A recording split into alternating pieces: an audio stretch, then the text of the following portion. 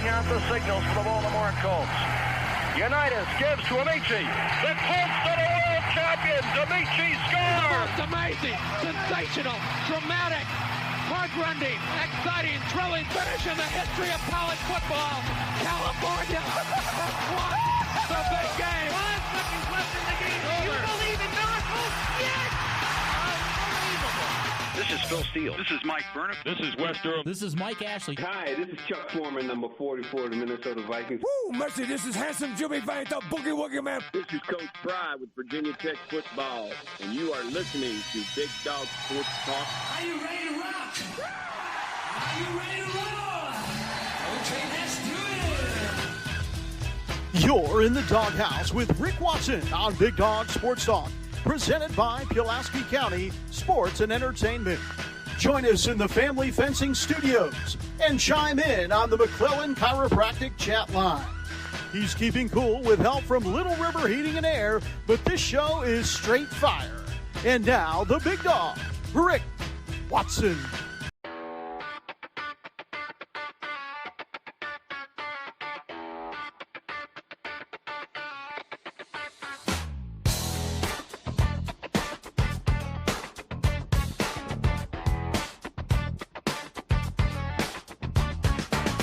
Rick Watson's got the mic, he's the big dog king.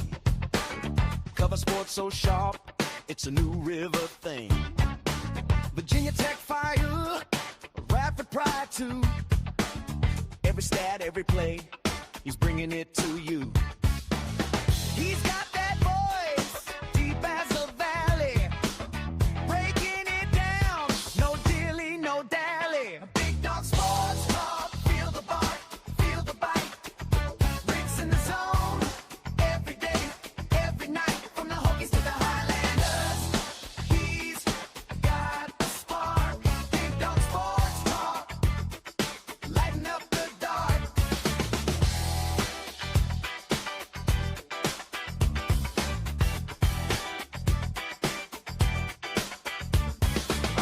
Hey, how are you? Good morning. Everybody's doing well. Let me get rid of Susanna here if I can get her. Yeah, hang on here. We're having some issues with stuff. There we go. How's everybody doing this morning? Rick's play-by-play, worth its weight in gold. With a laugh and a growl, he'll pull you in. Big Dog's podcast. Well, let's see here. Begin. Big Dog's sports talk, feel the bark. Rick's in the zone every day, every night, from the Hokies to the Highlanders. He's got the spark. Big Dog Sports Talk, lighten up the dark.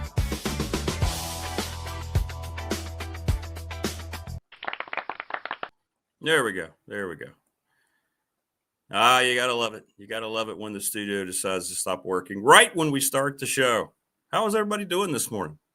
Everything is frozen on my end. Hang on just a second as we start a brand new week. Great job getting back from. Just love getting back and having everything just stop working as soon as we get in. But we're going to talk about the sports weekend coming up here. And we're going to, well, I don't know what's going on here, but nothing seems to be functioning properly. And so we're going to get out and we're going to come back. Hang on just a second, everyone.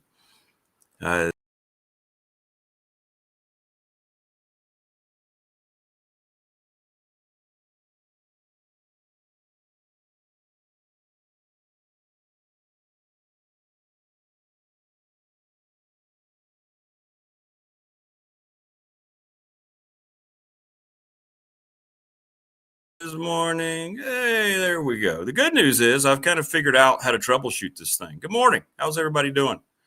We got a lot to get to, man. I'm back from the Greenbrier. Not a good weekend for Radford basketball. I don't think there's any way to sugarcoat it. I mean, my Lord. Went up to Greenbrier, played two teams from the Horizon. Got beat up pretty bad Saturday and then blew a 17-point lead with 6 minutes to go yesterday. So, yeah. Good morning, Opal. How are you? Everybody's doing great. Good morning, Prometheus. Yeah, we're going to get into that. Jason, good morning. all the folks at Family Fencing. Paul, how are you? Stephen? Oh, Stephen, your jackets. Ooh. Good win, but nonetheless, oof. Oof. And Morris from the Prometheus. Hey, there you go, Prometheus. You got a shout out. Medicinal medicine show to the free-flowing cannabis leaves of Palm Coast. BDST is live and online. He's back. Morning, Morris. And thank you so much for your T-shirt order. Thanks for everybody. We hooked up a lot of people with their shirts. Sent out the 2 mailers already.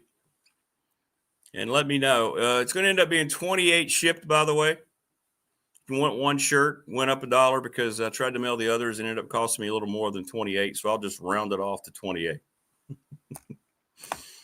That's one shirt. I think I can get 2 in there. We'll see.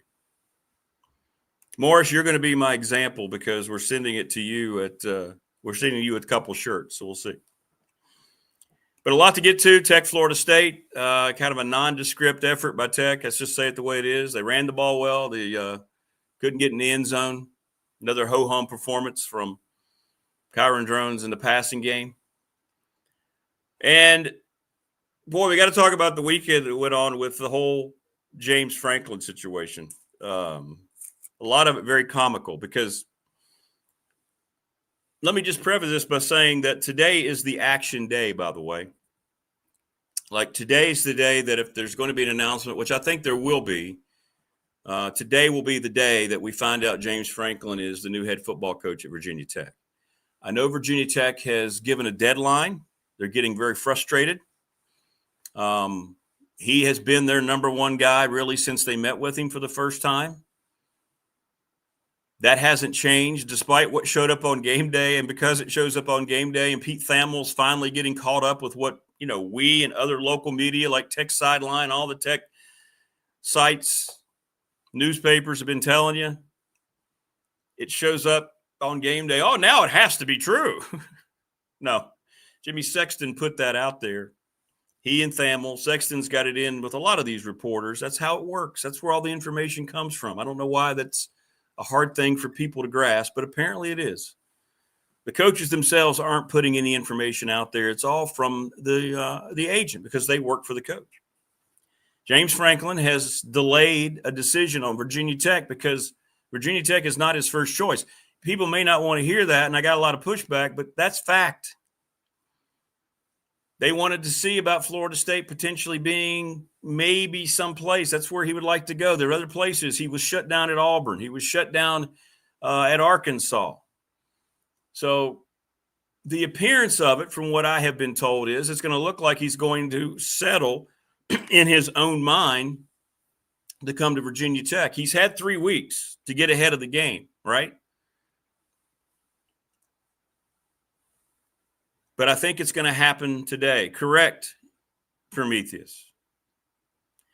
And what was amazing, there was not one word reported on Saturday that was any different than anything we've talked about for the last month.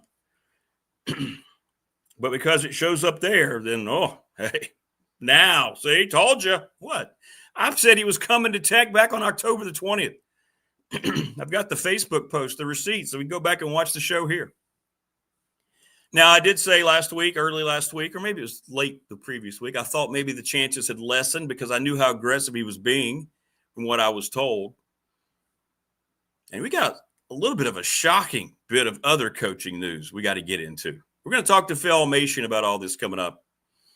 But I knew he was really trying to get a hold of the Arkansas job, which we talked about. And I knew he really, really wanted to get involved with Florida State. Well, now they're 5-5. I don't know if they're going to renege on firing Norvell or not. Maryland reneged on firing Loxley. All right, they decided they're going to bring him back. That was announced, and then he's coming back. And I think what's happening with these schools, they're realizing there's not going to be a lot of great candidates. And I don't think these jobs are going to fill the way they hope. Now, my immediate take, and I'm going to keep the same take I've had, James Franklin will turn the talent level of this roster over immediately. I'll be very curious to see the kind of staff that he brings. He's the kind of coach that needs a very strong staff. He's kind of a micromanager type of coach. He's got his fingers on everything, which, you know what, if you're going to be making, however many millions, 8 to 10 million, whatever it might be, he's guaranteed at least 10 million because that's what he's going to make. Because Penn State, that's what the buyout says. So Penn State will pay. If his new deal, if he does announce for Tech today, or that starts to leak around midday, which I expect it to, we'll find out how much he would make per year at Tech, and Penn State's got to get it to 10 million. That's the way the contract's written. That's why all these people that were trying to say, Tech's trying to change get up there and negotiate the contract. No, Tech's just trying to figure out what they're comfortable paying him and what they're going to accept. So Tech and many fans have been excited. You're going to get your guy, it looks like, because he's got no other options. Zero. Does it mean it's not going to work? No, it doesn't mean it's not going to work. He's going to be the biggest name that Tech has had as a head football coach, obviously, since Coach Beamer. He's got tremendous accomplishments at Vanderbilt. He did a good job at Penn State for many years. Never got him over the national championship hump, but he had him in the playoffs.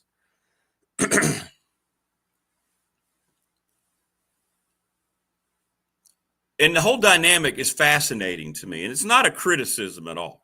Like, it's amazing how people just hear what they want to hear, or they come at you because they don't want to hear something you're trying to say. And all I'm trying to do is create a conversation. But the two things I'm going to throw out there, all right, and I'm not saying this is a bad hire for Tech, because he is going to turn the roster over. You're going to see he's going to have to go out and get his quarterback. Now, that's something that he didn't necessarily do at Penn State consistently. So he'll go to the portal, and that's going to be the key. You got to find your quarterback out of the portal. But I don't think that's going to be – I think, we're going to find out he's always recruited the state well. He's been able to bring recruits. I don't think that's going to be an issue.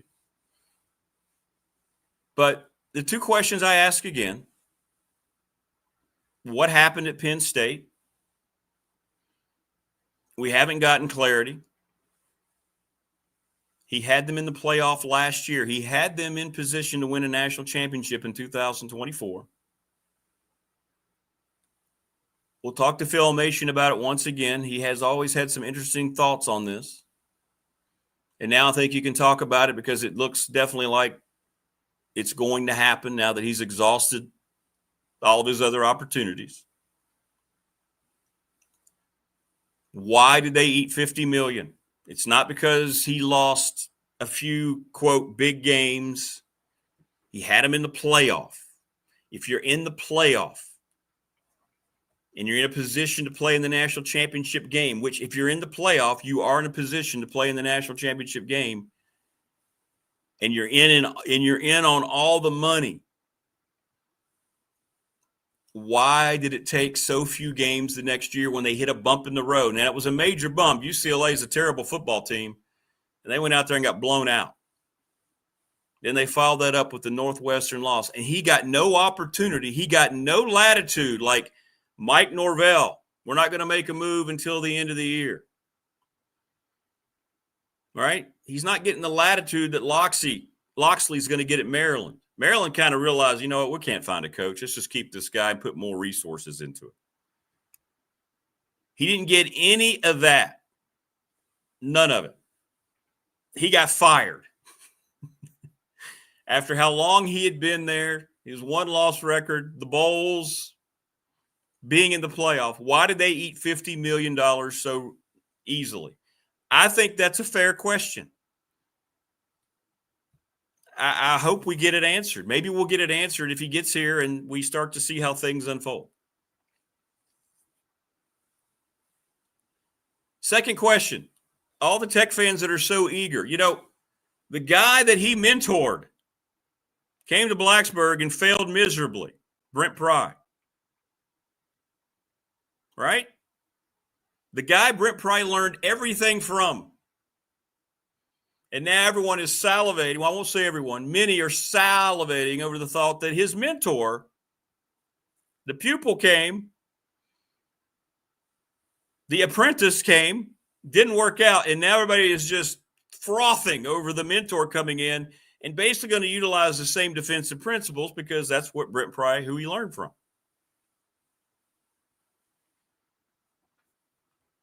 It just feels like a strange dynamic. It's just an observation. It's not a criticism. By the way, Jermaine Ferrell on the show today, Jonathan Sweet from Pulaski Sports and Entertainment, and Phil Elmassian. So we'll get your thoughts. Watch X closely. That's where stuff breaks before anybody else. And it'll be a guy like Thamel. It'll be a guy like Brett McMurphy, Bruce Feldman. There's several pretty good college football guys out there. But I believe this is the day that one way or the other you're going to find out, and I've been told that it's going to come down to tech and TV. It's VT or reverse the letters, TV. That's all he's got left. That's all he's got left.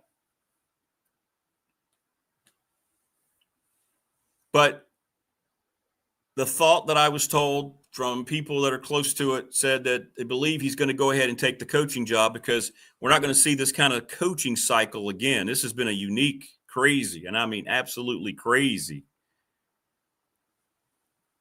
coaching cycle. You're not going to have this many jobs open like this again. So he can't guarantee himself if he were to go and hit the old boob tube and sit there on the game day set that next year he would have the kind of job he might want that might show him the kind of interest that Tech has shown, right? He knows he's going to be coming to a place that wants him. They've made no bones about it that they met the parameters. There hasn't been a contract offer yet, but I think that once they announce their intentions, that gets taken care of pretty quickly. So look for it today. And I'm telling you, if you go through the day and it doesn't happen today, I think the chances something again has shifted in his mind. So we'll see. We'll see. But I had all these people. Not all. I had a select few people. Actually, it was only like two. Hey, Jackie Legs, good evening. That's right. Jackie, where are you again? Are you in England? Where are you? You're in a different Australia? I had a couple people coming at me over the weekend. Great day to be Okie. You said it wasn't going to happen. No, that's not what I said, ever. You want to go back and watch the video? I'm the one who predicted what happened before anybody else. Yes, Wayne, that means John Gruden's not coming. Oh, because there are other sites. 247 saying that it's going to happen on Saturday. Did it happen? Did I miss the announcement on Saturday? Did I miss it? I'm checking here. No, it didn't happen, did it? Just saying. Just saying. I mean, I don't have a dog in the fight either way. Whatever. I'm just trying to give you, all I've been trying to do, I have a really good source that's plugged in, whose coach happens to be a Sexton client. He gets good info. He's been correct all along. He said this thing's probably going to drag out. He's been telling me the James Franklin process, what he's been thinking about other jobs. I've tried to share that with you. If you don't want to utilize it, that's your choice. I just try to help. Doesn't affect me one way or the other. I kind of want it to end. I just want it to be done at this point. We'll see the kind of staff, if he does end up coming today, what kind of staff he builds and how all this is going to go forward. He's going to get a king's welcome, right? I think you're going to see if it ends up being Franklin today. And I'm still going to say if, even though I think today is the action day. I think you'll see donations go up. I think you'll see all sorts of things improve quickly in terms of people's attitude. They'll put the final two games behind them a little bit. But I think the key is going to be the coaching staff he brings, his coordinators, and how this thing's going to be structured. But I'm just telling you this, and I'm sorry if you don't want to hear it. I don't feel this way. I'm just telling you the way he has looked at this whole job. Virginia Tech has been there for the taking for 3 weeks. And he did not take the job. He's kept them at arm's length. He knew he had a little bit of hand there for a while. Tech finally got to the point to where they're saying, no, we can't do this anymore. We're not dancing anymore. We have to know something or we're going to move on. And good for them. You're correct, Prometheus. 100%. And all these people were already going out and printing out James Franklin shirts on Saturday just because, I don't know, a site said that he'd been in Blacksburg 3 times and it's going to happen on Saturday. Yeah, ESPN said they just started talking.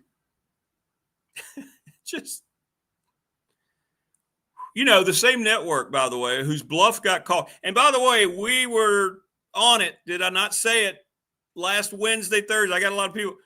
I told you that by the weekend, the NFL was not going to allow a third Monday night game to be affected. And what happened Friday night?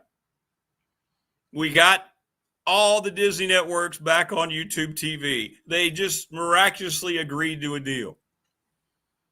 The NFL said, you know what? You either fix this or we're going to show you the language in the contract that you signed, and you guys are either going to owe us billions or we're going to leave your network. The ratings for the 2 Monday night games that were missed by the YouTube TV viewers is like a third. The NFL, for all of its warts, and we had another game decided by a horrible call yesterday.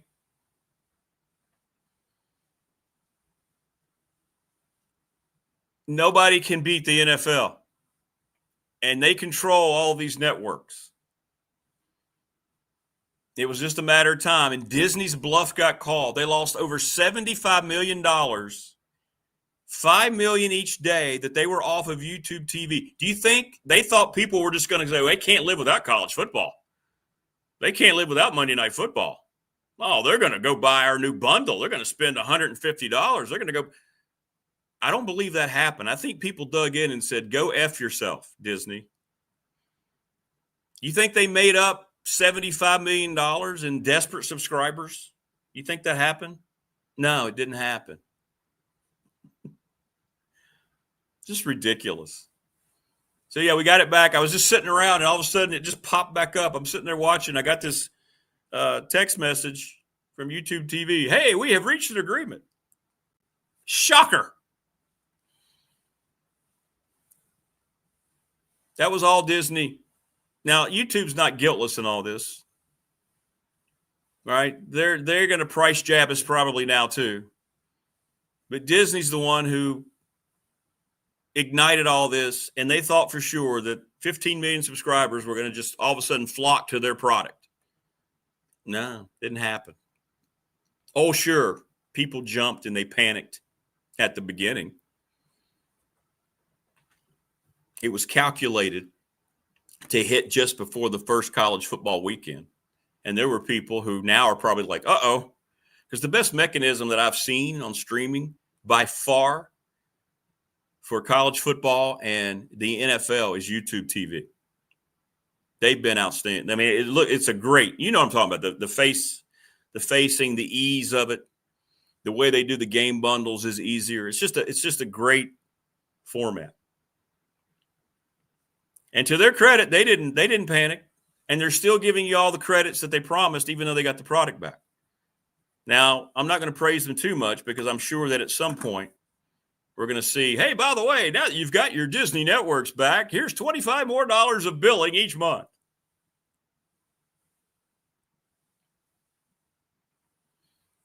Yeah, I was giggling too. Some of the things I was seeing about it was funny. There were a few people that had common sense on X. Why is this big news? I saw a lot of people. I tried to repost them and like them so people could see them. This is not new news. Just because they said it, Thamel's sitting there like he's got some kind of breaking news, and we're all here going, yeah, we've kind of known that for a long time now. We've known that Franklin and Tech have been kind of joined together through this process for a few weeks. Thanks, guys. Thanks, worldwide leader. But anyway, they lost in the whole pulling it off YouTube war. And congratulations to all of us, the consumer, because we dug in and said, no, not going to do it. Wouldn't be prudent. So we won that battle. And just keep your eye in the sky today.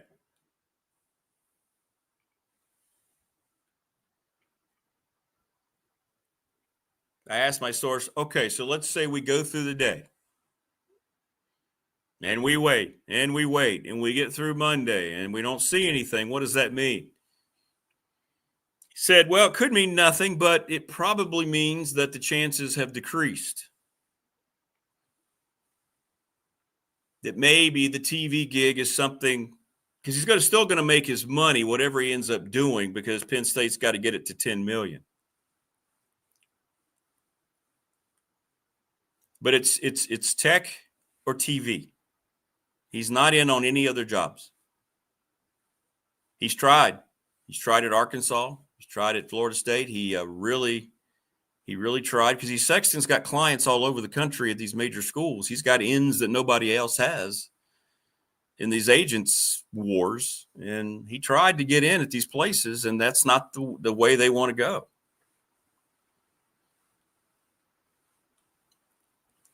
But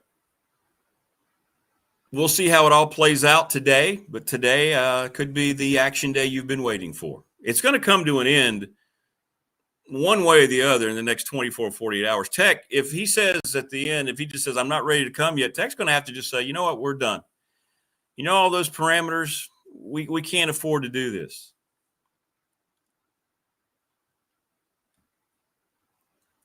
So we'll see. And then you had all this.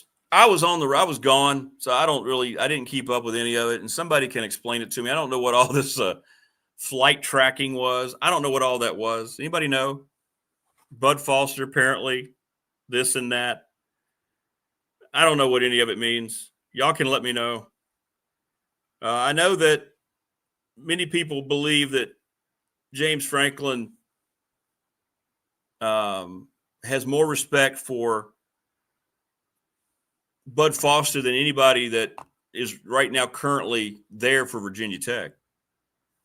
Opal, you're 100% correct. You are right on the money. By the way, I am ordering. I know I'm all over the place. There's a lot going on. I'm going to order some, because I've had 3 requests now for men's 3X tall T-shirts. And I'm going to get some small T-shirts too, because I've had a few of the peepettes say that they wanted some shirts. So I'm going to get some small and some 3X tall for people. I'm going to get like 5 or 10 a piece, and I'll let you know when I get those. Again, if you would, like to order a T-shirt, hit me up. $20 if I can get them to you. And don't worry, all local people. I've got everybody who's paid. We're going to try to work things out. Travel schedule's been hectic. I've mailed out the first 2. Morris, I'll get yours out no later than Wednesday. It's now 28, by the way. I got to fix this. Let me update this. That. Yeah, it's like 769, 775. There we go. There. 28 if you want them shipped. Just send me a message on the professional door text line 3910788 or hit me up on the DM, either my personal DM or a BDST.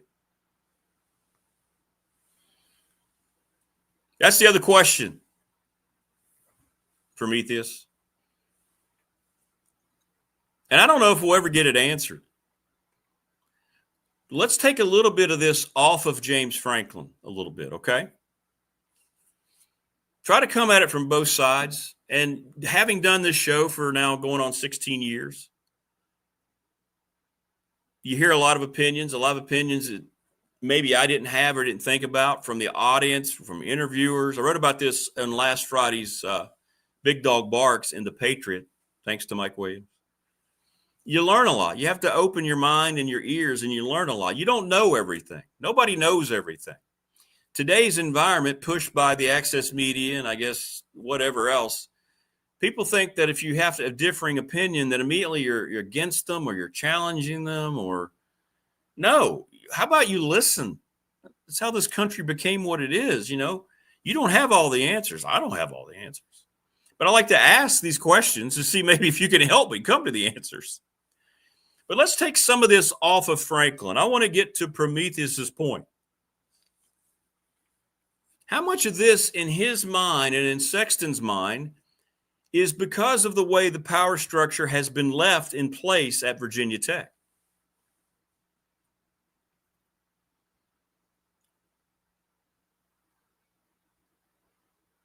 This is a major move for him too. It's a must home run hire for Tech, but for Franklin, who's taken a pretty large ego hit, he needed to.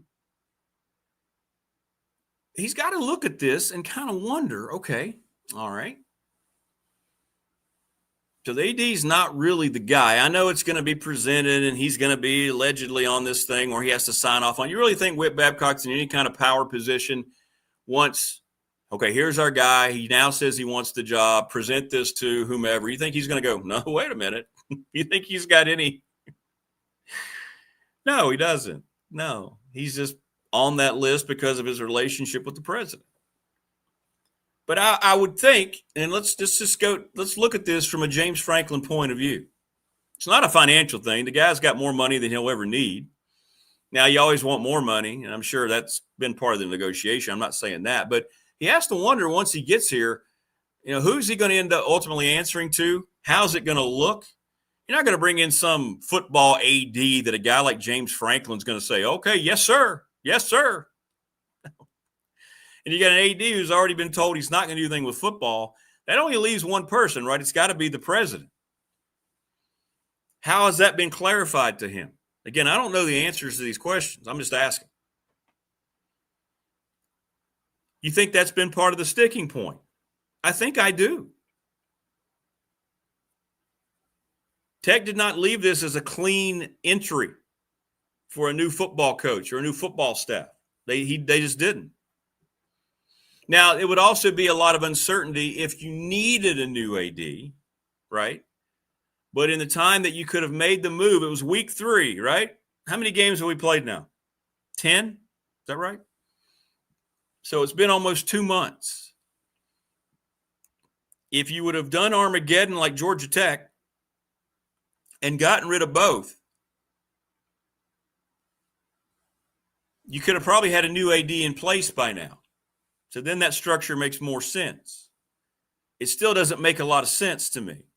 So let's just give Frank a little bit of benefit of the doubt from that standpoint. He may have been hesitating until he got comfortable, wondering how this setup was going to go. Now, he's going to have complete control because that's the kind of coach he is. You look it up. I mean, he had control over everything recruiting, which is really good because he's a good recruiter. I saw it, Wade. Here you go. This is what Wade's talking about. Look at that. Yes, sir. Yes, sir. Quote Mike Jones. Look at that.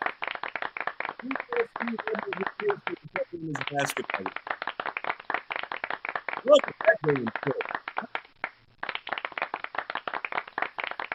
Is that nice or what? Yeah. Pretty cool. That's pretty cool. Very cool. Yeah, I wanted to download that one. I thought that was pretty neat. Pretty neat. All right, we want to tell you about the Ready Set Fund, ReadySetFund.com. Go see Bob Christ. He's terrific. He's Dave Christ's brother. BobChrist11 at gmail.com, BobChrist11. They helped Floyd County softball raise $4,000 in a week, and all they did was send texts. Telling you, if you need to raise money for one of your teams in your schools, man, give Bob a call. Ready, Set, Fund. It is terrific, and I'm all about trying to help these kids out, make as much money as they can, man. It's awesome. Professional Incorporated Residential and Commercial Garage Doors. Been talking to Travis Wabes all weekend about all this stuff. 38 years, and they need people because they're so good at what they do. They've been hired nationally by Walmart. They're all over the region now, their reputation. Travis is just exploding this business, and they need people to go up there. You don't need to have any experience. He wants to train you because he's the best at what he does. Let the best train you. We talk about the apprentice and the mentor. Didn't work out for Pride at the time, but it will work out for you if you trust Travis. Sensational. Travis, thank you for your support. And I know you're going to get good people up there. National Bank member FDIC, the exclusive banking partner of BDST, hung out with Lara Ramsey this weekend at the Greenbrier, her and her husband. Great people. Exclusive banking partner of the show. BDST fan question of the week. Help me come up with one. Brought to you by the attorney Ryan Price, 701 West Main Street in Radford. He specializes in trust and estate planning. We've been kind of talking about the questions on Monday, then we get into the questions on Tuesday. Charles Lee, Little River Heating and Air, 540-553-2971. They're the best in the business. Again, every sponsor that's on this program are the best at what they do. And I'm honored that they took the time to come in here and help me. I can't say enough about Charles Lee. We're coming up on the year anniversary in February. We're lightning a weird lightning storm in February when I was gone on a basketball trip for about 5 days. Got texts from each neighbor. Man, I think your house, something happened to your house. We heard this. Well, they fried all my units, man. They fried both of my units set side by side. This is a 3-storied house. Boom, boom, fried out. They got here the next day, assessed it. Well, they showed me. Ugh, all black in there. Here's your options. All right, cool. We'll help you out with your homeowners. All right, got that done the next day. Next day, they had all the equipment there, all the workers there. I left for the day, came back, boom. You can't beat it. And you can't beat being presented by Pulaski County Sports and Entertainment. You want to get excited. 7:40, Jonathan Sweet, the director, the man, going to join us. We're going to talk about opening up the ballpark. Open up the Motorplex again, the Speedway. McClellan Chiropractic, Mark Huntley, sponsor of our chat room that just absolutely goes nuts every day thanks to you. Thank you. Mark is the best at what he does. He's great with you as a patient. And he's got all this wonderful stuff over there, and he's got the latest technology. And I'm telling you what, I didn't know much about chiropractic and everything, but as I've gotten older, you realize, you know what? Without them, I don't know if you could still be standing upright. And Mark is the best. Go see him. You won't regret it. Travis, our own Professional Door Incorporated sponsor, is now a patient. And Jason Green, I'll always be indebted for Family Fencing. They were our first sponsor. They're going to work through the wintertime. You don't need to fret about it. If you decide you want to get it done now, so you're not messing around in the spring, and you can just go out and do whatever you want on your property, right? They're going to fence all winter long. Family-owned, community-oriented as well. And they look at winter as being one of the best times to install your fences. So your yard's taking some time off. You don't need to mow it. You don't need to get out there and do anything. So they can get out there and do what you need to do. And then when things start greening up, you're going to go, boy, I'm so glad I had Family Fencing out here. And now I don't have to call them. It's all done. I don't have to wait. Because everybody gets that itch, right, when the weather gets warmer. I can't wait to get out in the yard and do some stuff. Give them a call, 540-200-8294. FamilyFencingNRV.com. Thanks to James Lawson, Lawson's Mobile Home Supply. Give James a call, 540-381-8011. NRV Super Bowl, call them, 540-382-5525. Harvey's GM in Radford. Go buy your next vehicle from Brad Harvey or George Jr. or any of their fine salespeople. They're the best. They have the best service department I've dealt with. Neil and Melissa are terrific people. You never have a bill and you go, wait a minute, this doesn't look right. No, not one time. Thanks to the Montgomery County Chamber for all their support. Thanks to everybody. Couldn't do the show without you. Thank you so much. Thank you. We've just completed 3 months here on the new format. Please like and subscribe to the program. We're trying to get to 1,000. That gets us in a different plateau in a lot of different ways. We're at 715. It's amazing to me. We need 285 more. Please spread the word. Show people how easy it is to subscribe. Doesn't cost $1. You can help the show if you want to go and be a premium chat member. A few of you have. Thank you for that. This whole thing's not inexpensive, but that's okay. So please subscribe to the channel as we continue to grow. And hit me up if you want the shirts. They've been well received. Everybody tried to describe how well they've been made by Top Shelf and the kind of material, and people are like, I see what you're saying. It's the perfect middle ground of a t-shirt. Good stuff.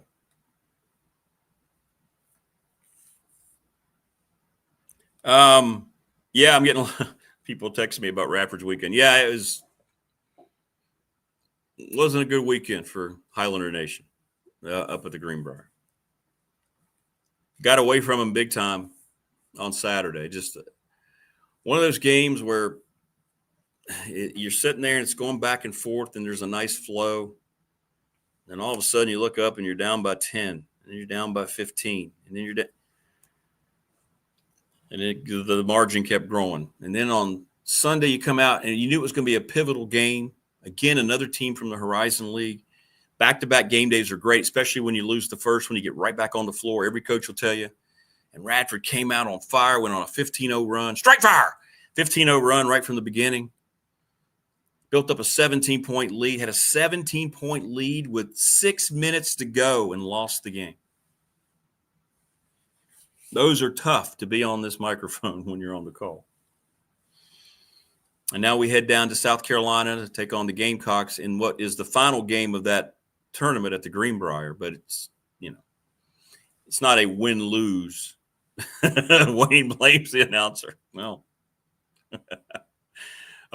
you get 3 games in the round-robin format. And then next weekend, the power schools will be up there. Virginia's going to be up there. Yeah. South Carolina's up there. Yeah, I haven't done that in a while, have I? Let me find the Oh My guy. Yeah, I'm sorry, Wayne. Radford ahead by 17. They end up losing by 5. Oh my. Oh, no. Oh, no. That was out of nowhere.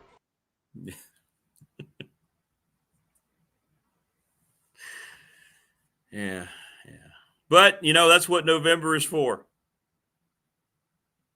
That's what November is for.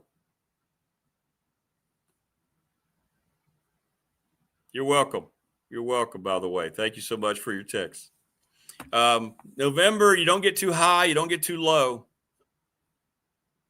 Right? You just kind of play it by ear. Tech yesterday beat Charlotte, by 8? We talked about Tech's schedule. Winning games that, they scheduled to win. Let's just say it the way it is. The Providence win on the road was a good win. All else was kind of the way it does, and every school in the country does it this way. Now, a lot of times it doesn't happen. What have we seen? At least 2, maybe 3 Division II teams already beat D1 teams. Did you see where the Division III women's team beat Pitt in women's basketball the other day? A Division III women's team beat Pitt out of the ACC. And they got paid to do it.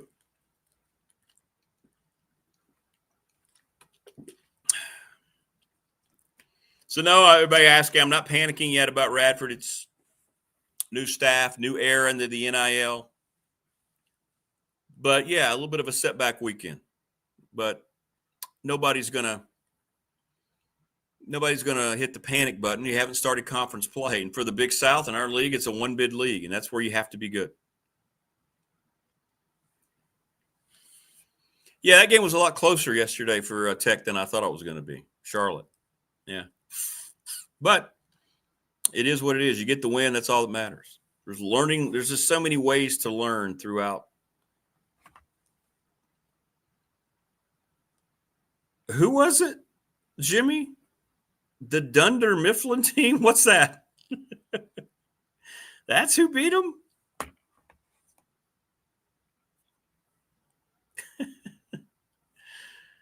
But See, basketball is a marathon, right? It's not like football. Football feels like a sprint from the opening week, right? Because in college football, you only have 12 chances now. NFL, you're going to end up having at some point 18, but it's 17 right now. Was it really? Well, I know what Dunder Mifflin is, but I mean, what team was it? They weren't called Dunder Mifflin, right? Oh, it was a Scranton team? A Division III team from Scranton? That's not a good look for the ACC, huh? Yeah, the Rising League's a pretty good league, but these two teams were both picked toward the bottom. And think about it, it shows you how stupid these preseason rankings are now, because we played Cleveland State yesterday. They had 15 new players. They're one of just 10 teams in the country where every player is new.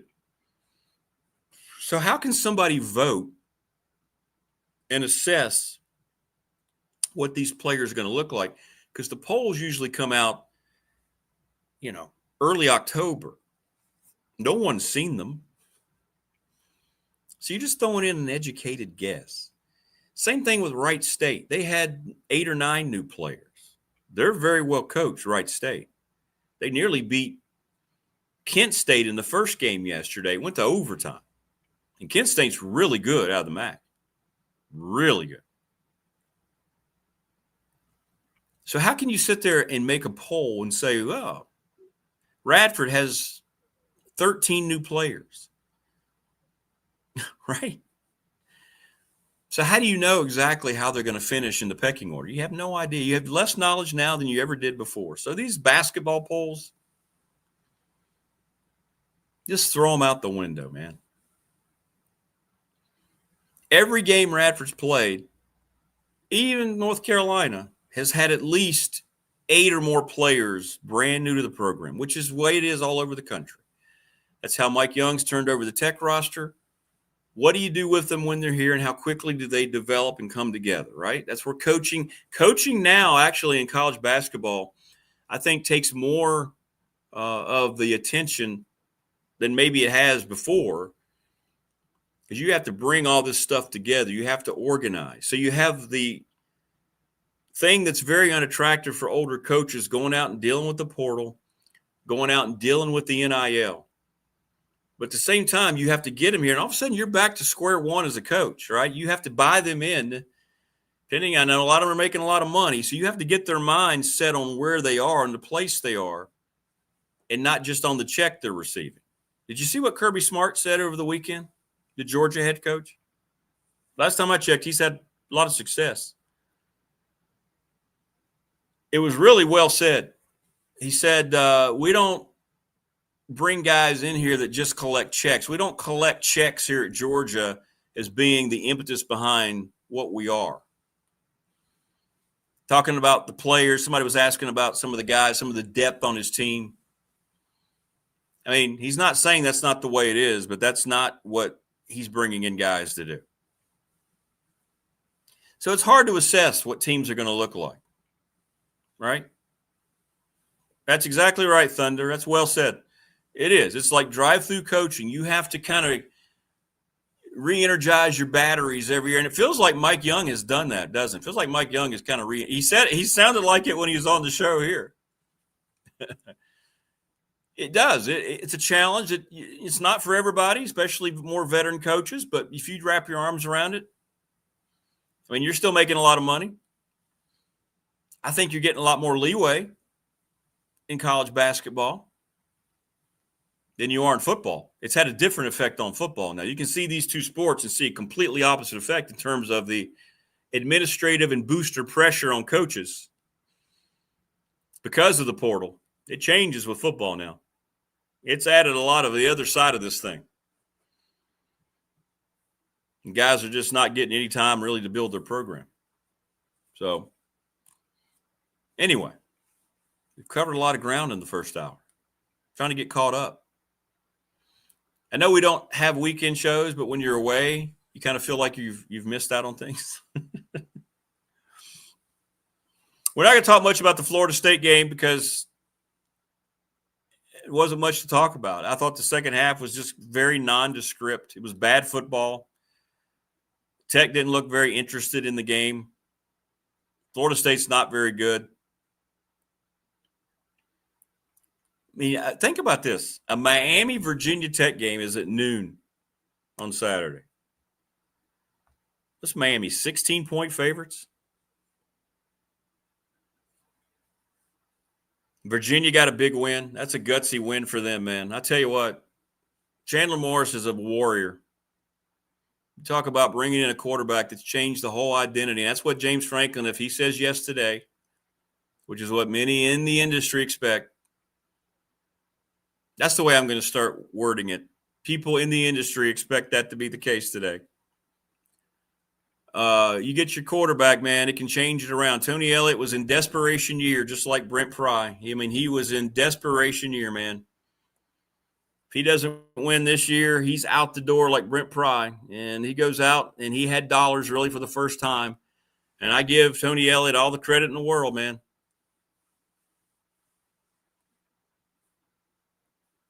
And that guy that he's got under center is a dude.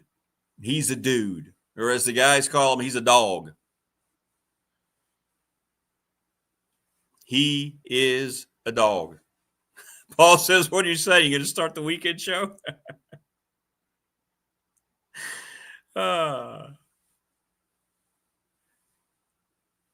In all seriousness, though, about that, I would do an extra day. If we hit 1,000, I would probably be more committed to doing that more often. Yeah. Once we get to 1,000, I'll probably do that. Because then YouTube starts advertising on your channel when you go back and rewatch. Not during the live show, but when you would go back, if you missed it, you'd have to sit through. And that's when things start to take off.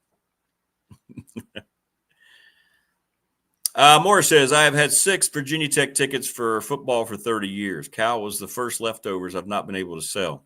Canes tickets online now, no takers thus far. Have until Wednesday. Yeah, I saw somebody said there's $10 or $15 tickets or something like that for a Miami game. But I think people are so focused on the game day announcement because no one's ever talked about James Franklin and Virginia Tech until Saturday on game day.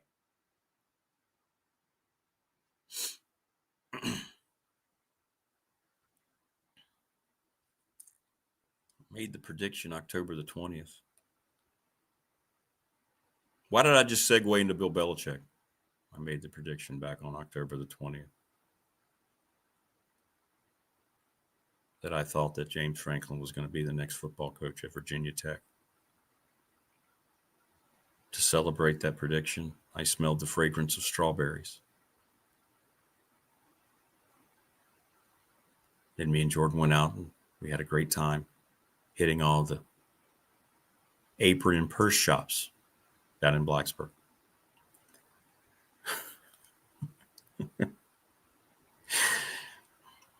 But yeah, it wasn't real until Pete Thamel said it.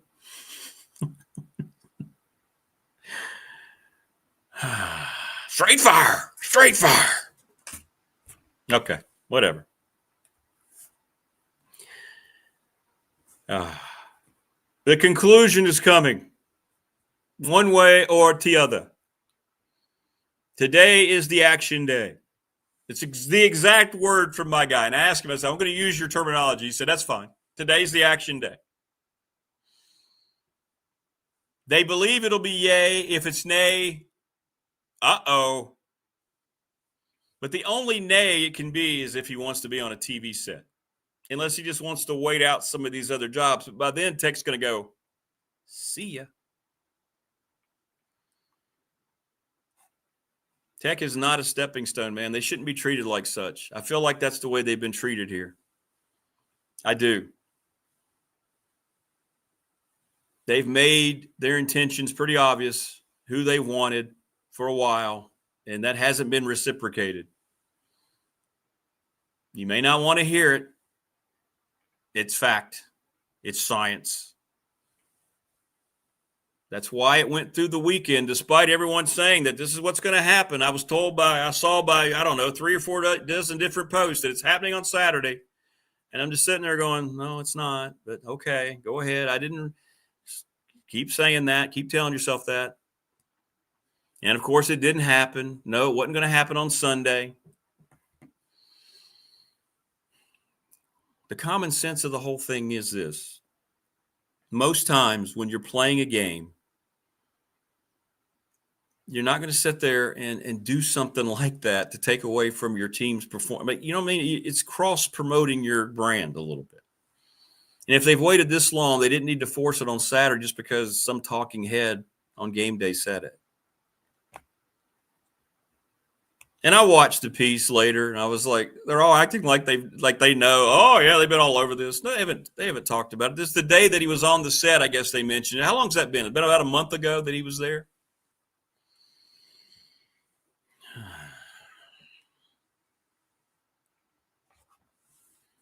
But those of you who've been holding out for James Franklin, I believe today will be the day. Yes.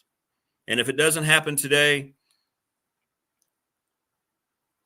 I'm not sure even people that know exactly know what he might be thinking if it doesn't happen today. We'll find out pretty quickly.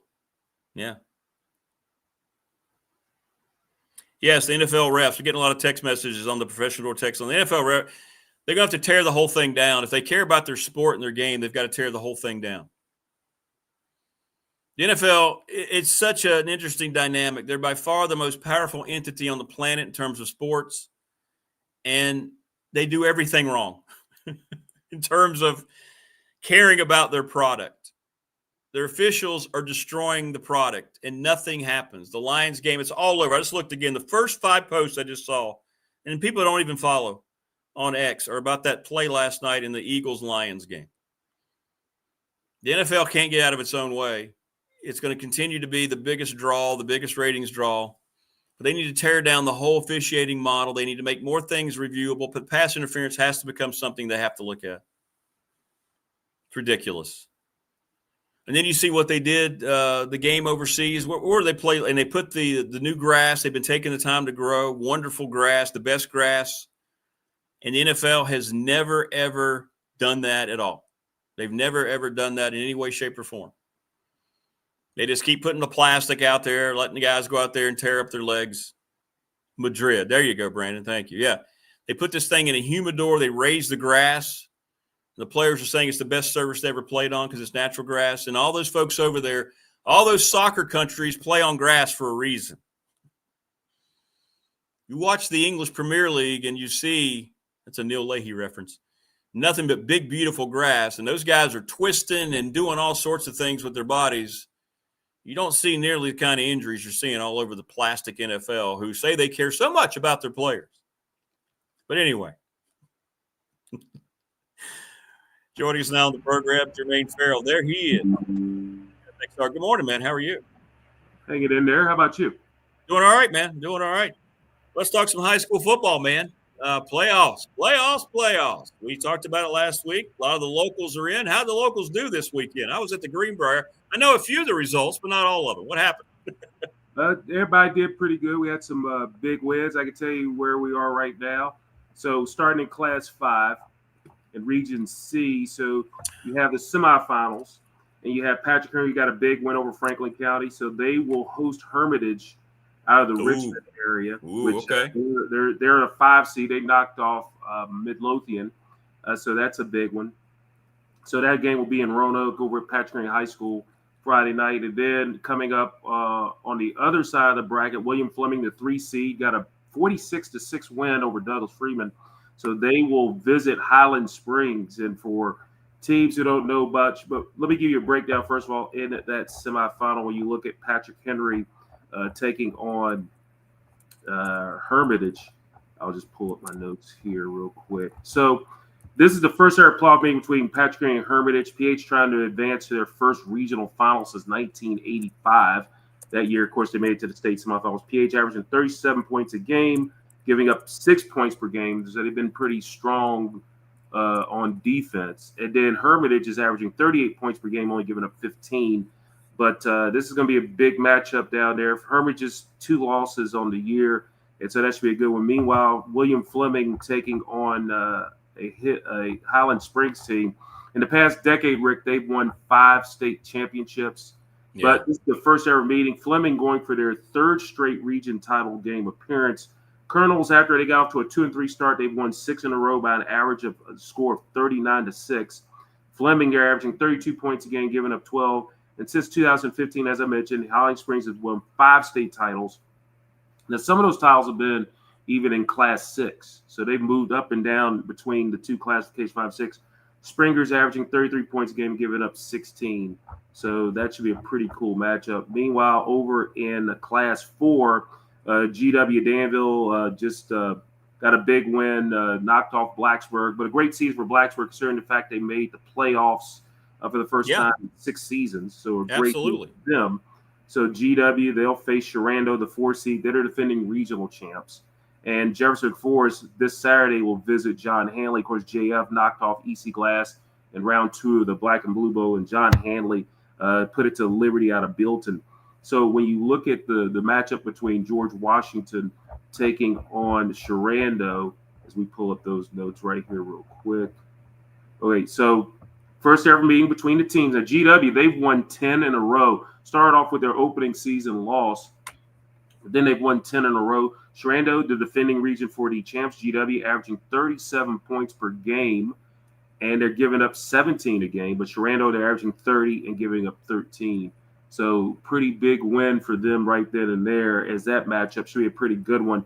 Meanwhile, JF, they do hit the road up to John Hanley. That'll be a Saturday matchup at 1 o'clock up there. First ever meeting, that JF playing pretty strong with a 9-2 mark, giving up 34 points per game. Averaging 34 and giving up 9, but John Hanley's been a tremendous team at 10-1, so that'll be a long trip. And JF, really, Rick, their motto is they've been waiting to get past, the second round. They've come so close, lost some close second round matchups in the playoffs, but they're going to have a tall task against John Hanley. Meanwhile, we go to our classification 3. And a lot of games going on right there. We're going to start in Region 3C. Heritage 10-1. They are also on a 10-game winning streak, taking on Turner Ashby. Heritage won big over Western Albemarle. Turner Ashby did the same to Allegheny. Of course, Allegheny with the loss of one of their players. So it was a tough, emotional time for them. Turner Ashby 10-1. They're a strong team. We'll get to them in a second. Meanwhile, Wilson Memorial will face the two-time defending Class 3 champs in Liberty Christian game. They got to win a 2-point win. So Wilson Memorial 10-1, Turner Ashby, Liberty Christian 8-2. So when we look, first of all, we're going to look at Liberty Christian taking on Wilson Memorial. That game will be up in Fisherville. Now, Wilson Memorial LCA won the only meeting between those two teams. It was the 2021 Region 3C playoffs in the first round. LCA won 56-7 when they played their home games at Williams Stadium. Wilson Memorial, the Green Hornets, are averaging 30 points per game, giving up 9 points per contest. LCA averaging 35 points per game, giving up 18 per contest. So that could be a pretty good matchup. Again, LCA, they're 8-2 on the season. And then Wilson Memorial, they're 10-1. Meanwhile, when we look at Heritage, as they will host they'll host Turner Ashby. Turner Ashby won the only meeting between these two teams. This was a couple of years ago, 2023 Region 3C first round. They won that one at home 26-14. As I mentioned, Heritage, they're on a 10-game winning streak. Heritage averaging 39 points per game. They're giving up 13 per contest. Turner Ashby giving up 37 points per game and averaging 37, giving up 15. Pretty good matchup. Will be at City Stadium at Lynchburg. Meanwhile, in Region 3D, we'll have an all-local matchup there. Carroll County, who got a close win, a 6-point win over Northside. Yeah. With their first win in the playoffs in 15 years. They're the 4 seed. They'll visit Magna Vista. Of course, Magna Vista 10-1 as they got a big win against their team there. Meanwhile, we have a lot of Carroll County peeps in chat, so I'm happy for those people. Yeah, that's great. Carroll County doing well. Then Lord Botetourt and William Byrd, another matchup in the playoffs. Byrd 8-3 will visit Lord Botetourt 10-1. So let's give you the breakdown on the Magna Vista Carroll County game as I pull up my notes again. So there it is. Magna Vista, the number 1 seed, Carroll County 4 seed. Now Magna Vista leads this series 3-0. All the meetings were in the playoffs. The last time these two teams met, you have to go back to 2009. Magna Vista winning in Hillsville 36-13. Magna Vista guys are averaging 46 points per game, giving up 14. Carroll County, they're averaging 39 points a game, giving up 23 points per contest. Meanwhile, the Lord Bata William Byrd game will actually be our game of the week. And this is, I tell you one thing, guys, this is going to be a slobber knocker.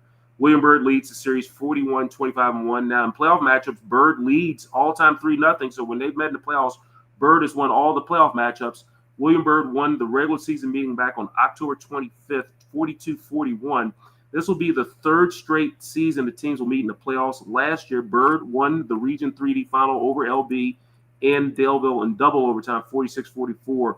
And William Byrd, they've won 4 of the last 5 matchups between these two teams. So to say these two teams, Rick, know each other would be an understatement because a lot of familiarity when it comes to these teams. But it's going to be a pretty good matchup right then and there. So we move down the ranks. We go down to our only other region, Region 2C. Of course, Radford got a big win over Appomattox.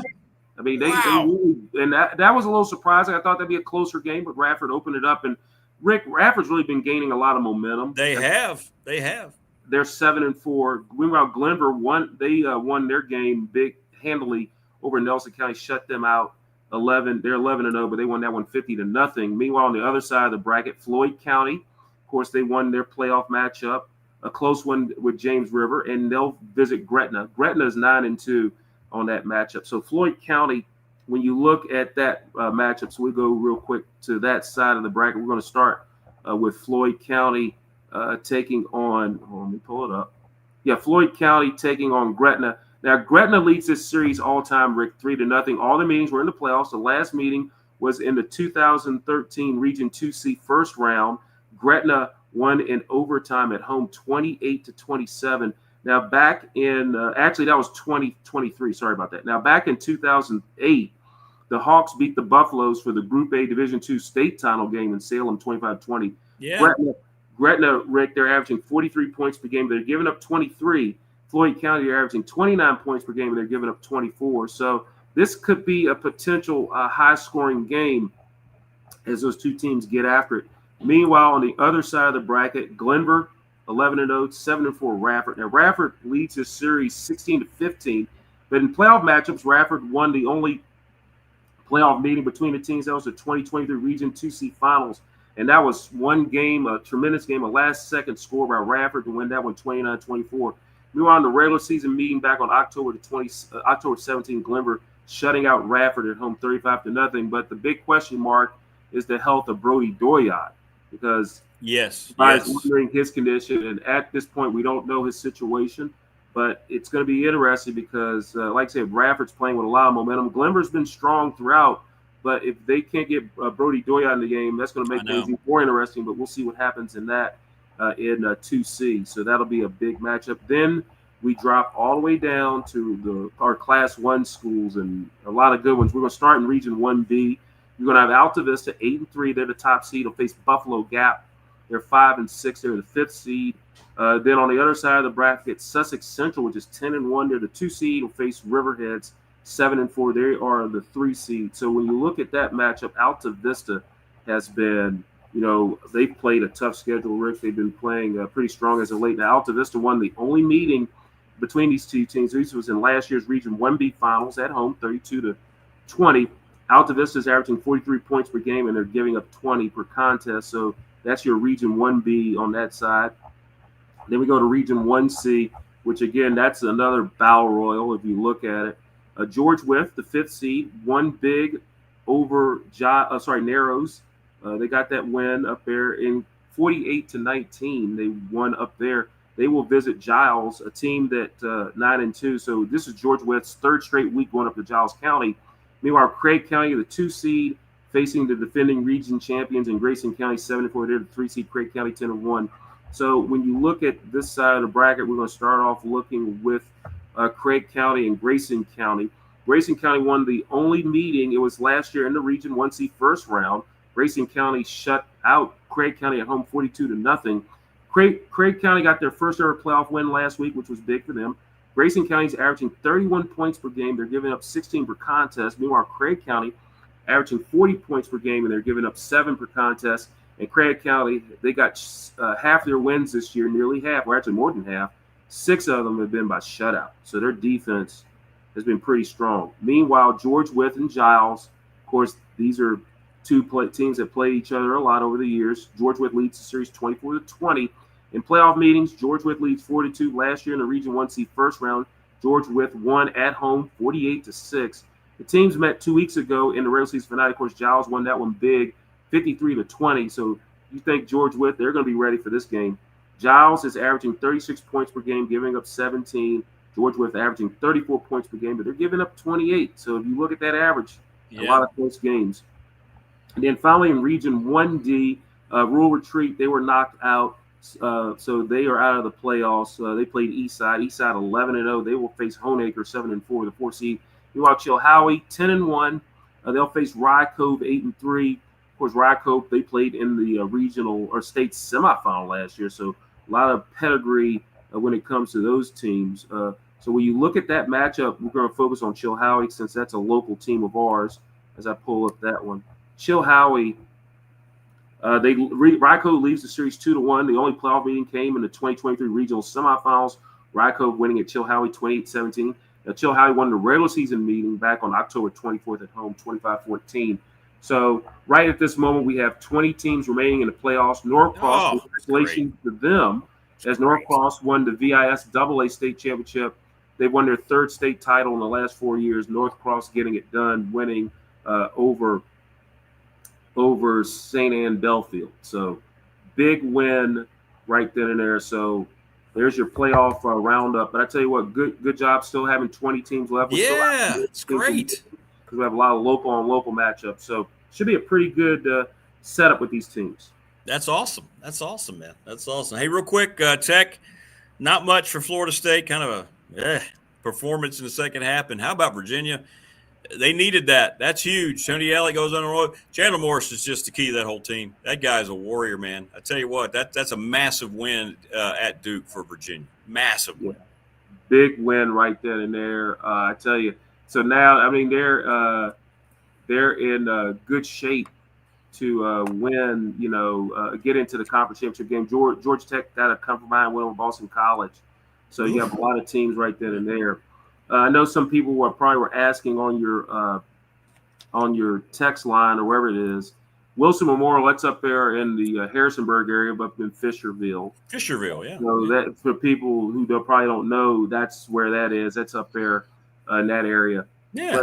But a lot of intriguing matchups. Probably, like I said, you look at, we go back to the high school playoffs. I mean, you look at a lot of matchups, and a lot of these second round matchups could be even regional final matchups. And that's what's so impressive. But, like I said, Giles and George Wythe, that's a very intriguing matchup. Grayson County and Craig County, because you have Craig County, the upstarts. This is their first time really making a playoff run. George Wythe and Grayson County, they are regional champs, and they've made to this regional final or state championship game last year. So, and then, of course, like I said, in Region 2C with Glenver and Radford, Floyd County, and Gretna. And then in Region 3D, Magna Vista, Carroll County, Lord Bottop, William Byrd. And a lot of times people have asked this question, how will the Roanoke schools do against the Richmond schools? Well, we will find out coming up on Friday. That's right. Head-to-head, baby. It'll be head-to-head. And I'm sure people would love to see a Patrick Green, William Fleming regional final. That'd be great to see, but they have to take care of business coming up on Friday. So it'll be an interesting. That's right. All right. Well, brother, listen, great stuff, man.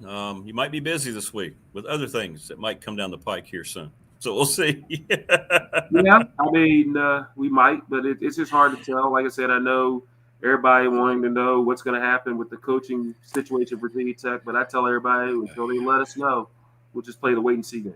That's right. That's right. All right, man. Have a great week. Stay safe. You too. Thank you. All right. Jermaine Ferrell, great stuff. Great playoff synopsis from Jermaine. He kind of gives you all that information so you know about the matchups too, man. That's important. Instead of just telling you who's going to play who, this is what might happen. Jonathan Sweet will join us in just a little bit, and then Phil Elmassian. We'll talk about all this stuff with Coach Elmassian. I've learned so much from the last month plus he's been on the show, Coach Elmo. Hit me up on the McClellan Chiropractic chat line. Hit me up on the BDST Professional Door text line. Thanks to all of our wonderful sponsors, Family Fencing Studios. They're going to work throughout the winter. 540-200-8294. Give them a call. Great people. They're doing great things, man. Great things. I might end up hiring them, by the way. I might need some fencing. Jason, I got to talk to you. McClellan Chiropractic, Mark Hudley, off of Peppers Ferry Road in Christiansburg, like you're headed toward the theater. The theater. Jeeves, please take me to the theater. Sorry. We're going to hear from Jonathan Sweet. Pulaski County Sports Entertainment presenting sponsor of this program. They had a big announcement a week and a half ago. He's Pulaski County's chief administrative officer and chief of economic development. And that guy, you need some energy on a Monday. Wait till you hear from Jonathan Sweet. You remember, he's already been on here once. Little River Heating and Air, 1095 Radford Street, Christiansburg, 540-553-2971.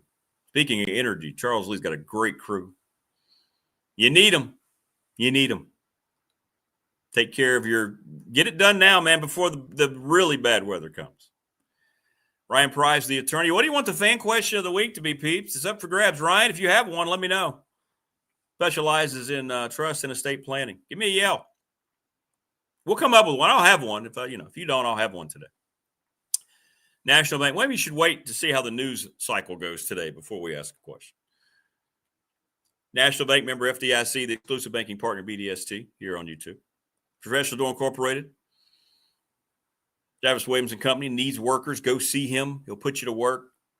You're going to have to work, but he'll train you and have you ready to go. And you will do a great job, and you'll have a great time. Ready, Set, Fund. We've talked about what they're doing, Bob, Chris. I think it's terrific.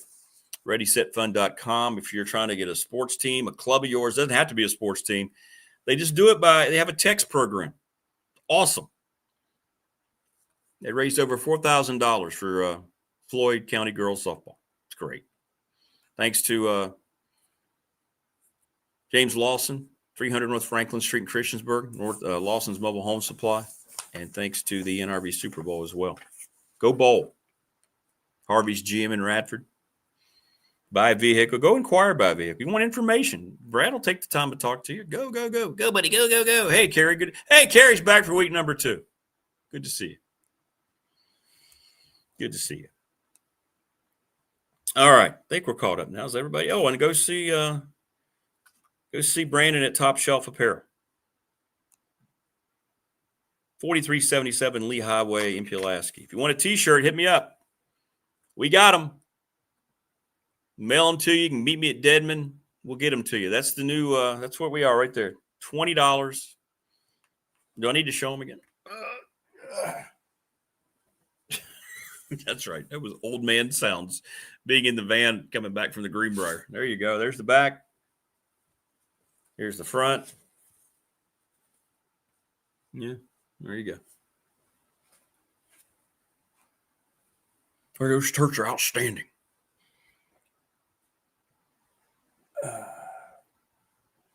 There we go. Hit me up if you want a shirt. DM me or hit me up on the text line. Brought to you by Professional. Yeah. All right. I'm glad you brought this. All right. Here we go. Other things here while we wait for Jonathan Sweet. I saw it too. Bob Chesney. Oh, Bob, by the way, Bob Chesney hung 58 on App State. The guy texts not going to hire. Do I have that hat do I have that in Japanese? No, I didn't have any. Was that what they were asking for? So Morris goes to Japan and he's out, trying to pimp the show in any way he can. And apparently he made some T-shirt deals, but no, tell him we haven't made up the Japanese division yet.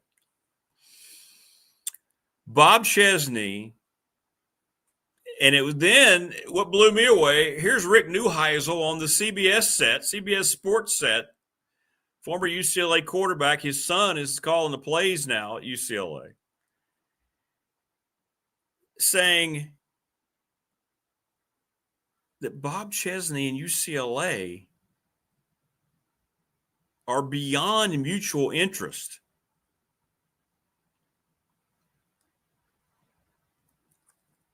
And I know Bob Chesney's going to get a Power 4 job. I never envisioned him connected with UCLA. Jed Fish at Washington has been connected at UCLA. That's where his wife is from, and they were there. He was offensive coordinator there for Jim Mora.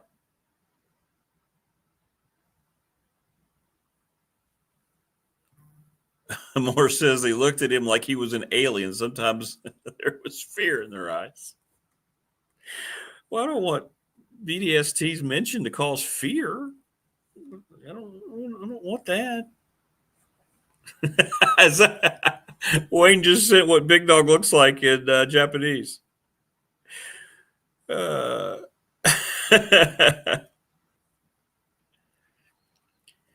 I don't know. I need to look into it more. But Bob Chesney and UCLA's connected. As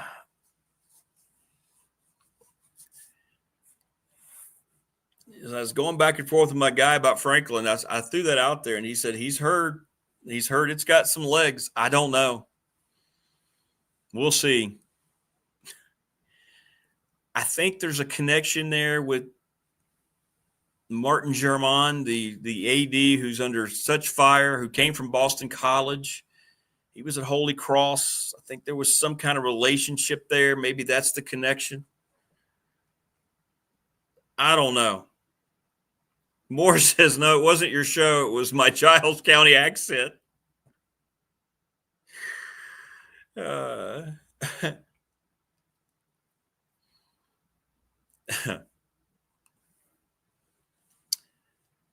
that I don't know. I'll try to find out more about Chesney and UCLA. I know he's a hell of a football coach, and I know he's going to make some power school very, very happy. And you're going to have a second JMU coach go somewhere else than Blacksburg. Remind me again, how's the other one doing? What was his name? That other coach?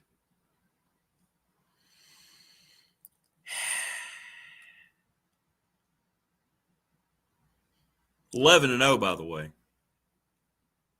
First time in school history. He's 22-2. A year after having Indiana in playoffs. And do you think if he's done it at Indiana, he could probably done it in Blacksburg? He's extremely old, Morris. Yeah, Brian. Yeah. I don't know how I'm surprised he can drag himself out there every week.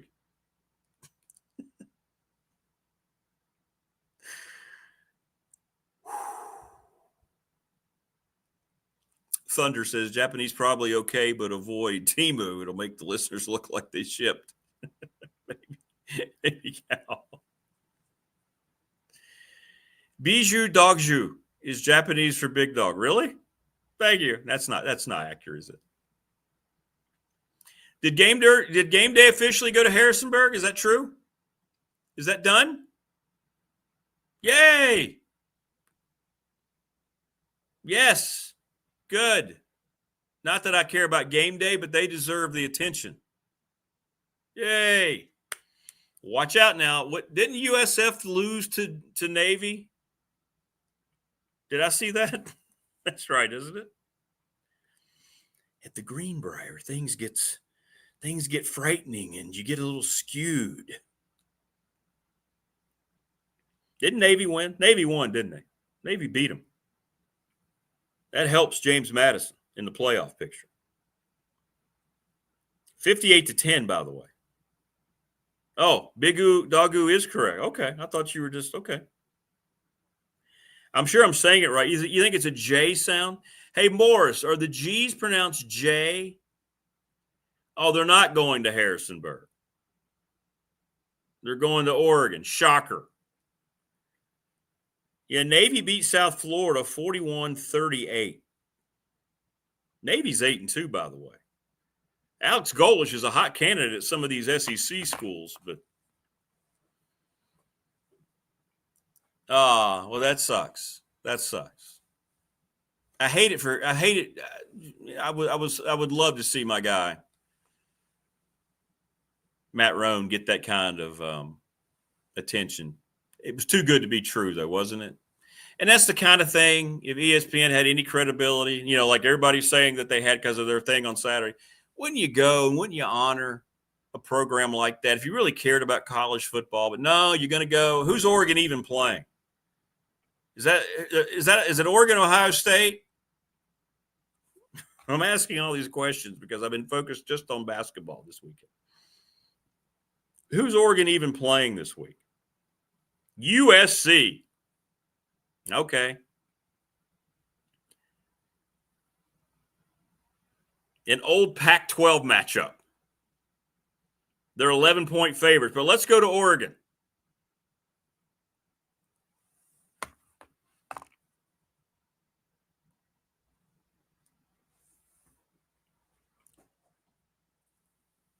I mean, you would think if you cared about, but yeah, let's go to Oregon. Ryan Pryor, game day is not going to go a game involving Washington State. Yeah, very slim pickings. Well, and I'll tell you that here's another thing, too. When you see a coach like Bob Chesney's having immense success,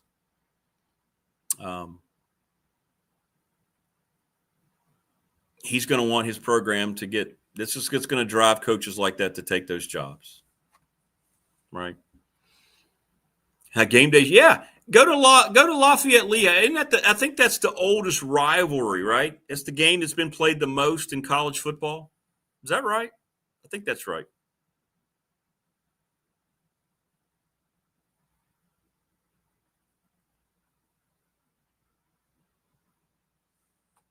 I think that's correct. But, when you're at a place like JMU, which is a great place for these coaches to,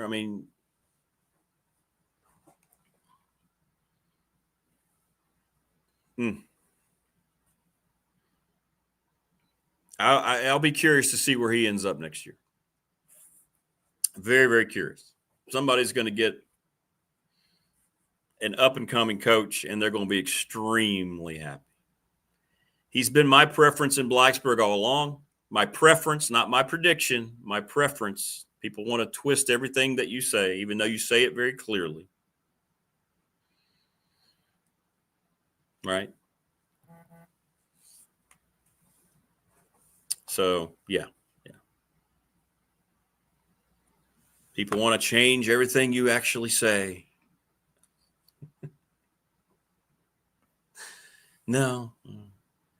But Bob Chesney is going to be good wherever he goes. But today is the action day, again, just to get you updated. What that means is from people in the industry, they expect Franklin's going to get it out today, and you'll see Thamel or somebody announce that he's going to come to Blacksburg. That's what I was told yesterday evening. Tech is getting tired of waiting. They've been waiting for a while. Tech needs to get on with it. Tech's a very attractive job. They don't deserve to be anybody's last choice, but that's going to be the case here. Hopefully he can put that aside and come to a place, if it is Blacksburg, and wrap his arms around this like he did Happy Valley. I hope we get, if it happens, I hope we get the James Franklin who went into Vanderbilt and turned that whole thing around with that mindset. Instead of the one who went up to Big Ten country, got involved in all that, and then got fired a year after he's in the playoff. And we still don't know why.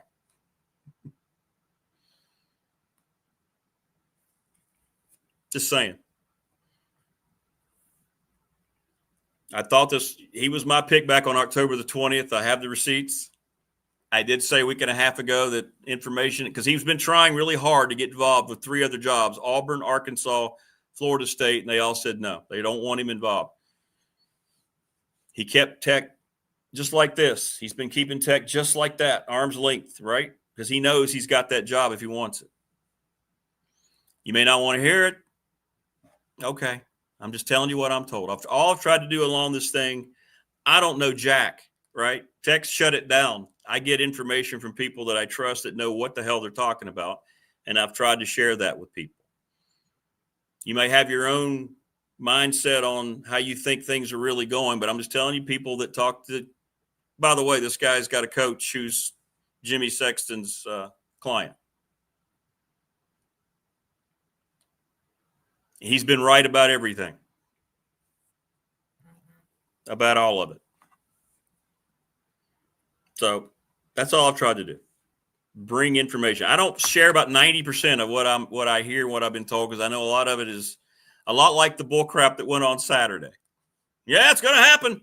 Saturday, watch out. Everybody's saying it on all these other sites. Knowing it wasn't, I just kind of, all right.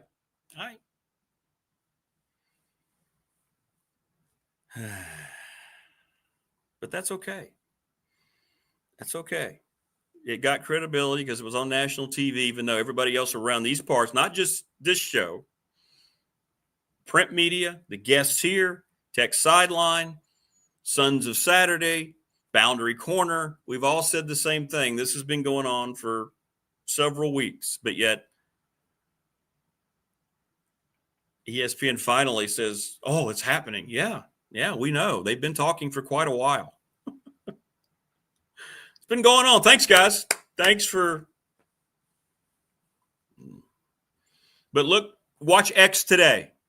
That's all I'm going to say. Just watch X today. You see, Wayne's spreading the kind of things that are on X, which is just a cesspool, by the way. I heard Louise was having lunch and dinner with a prominent coach 3 times this past week.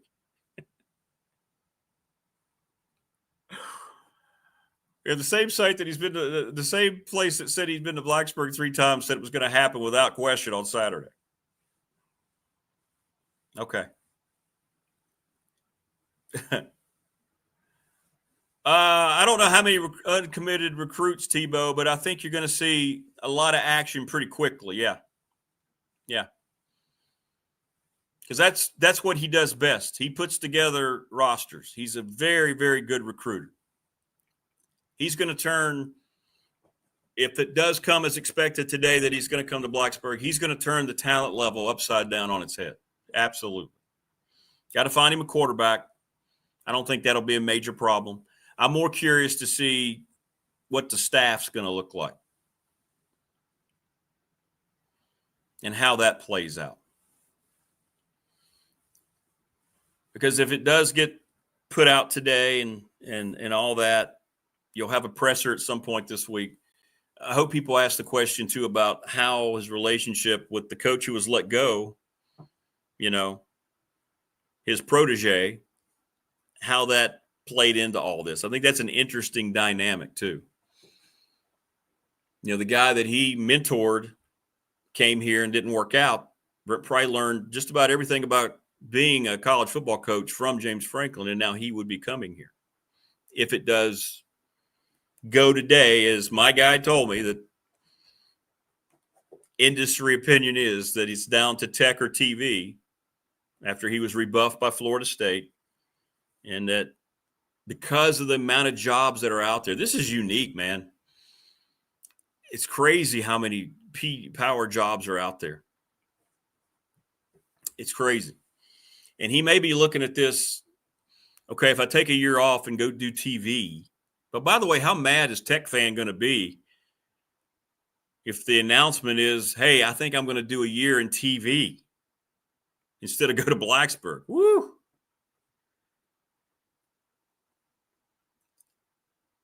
I don't think the percentage is very high that happens, but I'm just saying. So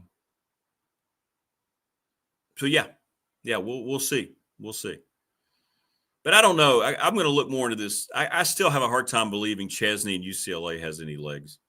Just don't. They're unserious about football. He's very serious about football.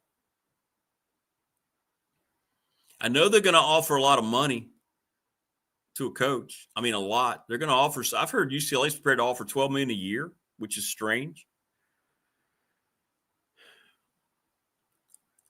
If that's where he wants to go, that's fine.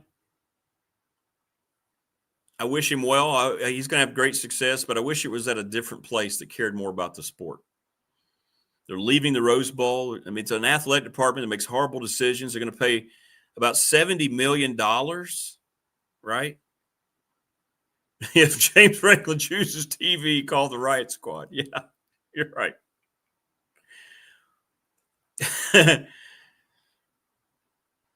So they're going to pay $70 million UCLA's athletic department for getting out of their lease with the Rose Bowl early.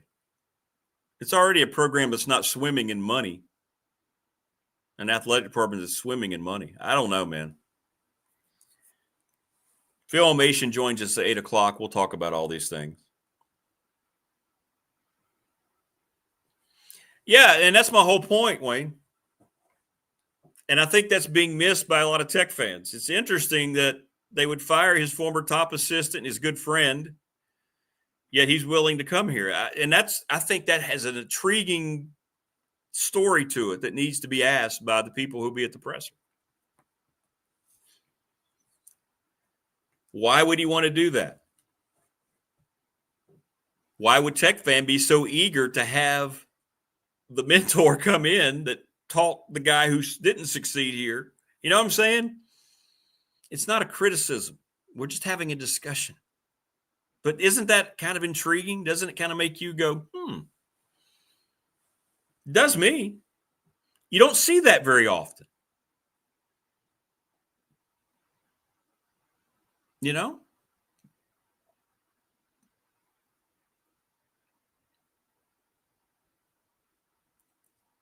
So I don't know. I think it's an interesting question that needs to be asked if indeed we're sitting here later in the week at a press conference with James Franklin. But just keep your eye in the sky today on X. Tech has grown tired of waiting, and they should. Virginia Tech is a destination, in my opinion. It's not just a job to think about the next job. This is a destination. Frank Beamer created all this. He's the most important figure in athletics in this region probably ever. This place is a destination. And I hope if it is James Franklin, and knowing how he's tried to get on at other places, I hope he's not coming here with the mind of his own mind. Oh, okay, I'm coming here because nobody else would hire me. I hope it's not that kind of thing, man. I'm not saying it will be. I'm just hopeful that it's not.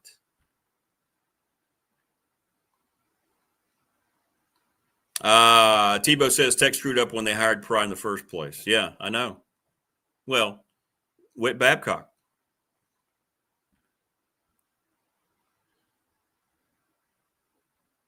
He put Tech in this situation. I think the name draw has led into this whole search. I do.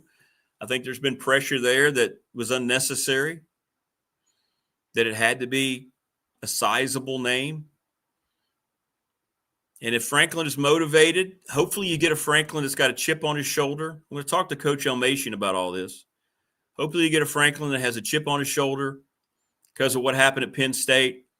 Still want to know what exactly happened there. It'd be nice to have some kind of intel there. Some of the players mentioned some things that kind of give you a little more insight, but it's not the whole story. But it is interesting to me that no other program wants to hire him.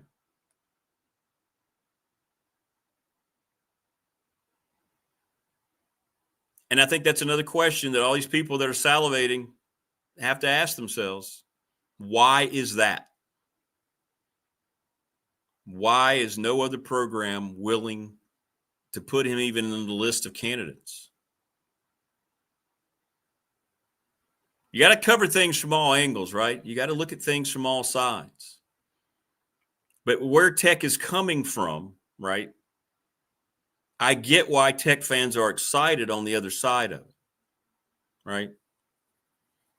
Because of you're coming out of Justin Fuente and his final few years and the whole Brent Pry thing that didn't work. So I understand that side of it, but there are other elements to this, and we shall see.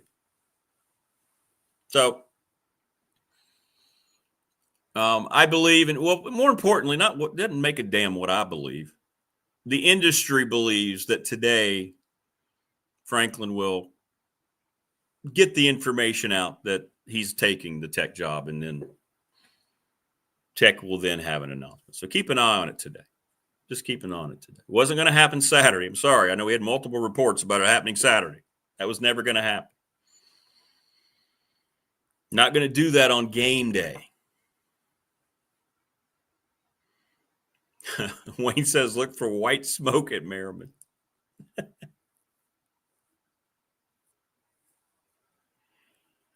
Yeah, I'd love to have him on. I'll make the offer. Sure. I'll call Travis and say, hey, we'd love to get him on, man. We were on YouTube. I know he's very comfortable having a camera. I would love to have him on. I asked about, I think at some point, depending on where Chesney goes, he's not really doing a lot right now because of all the speculation. I respect that. I do. I respect that.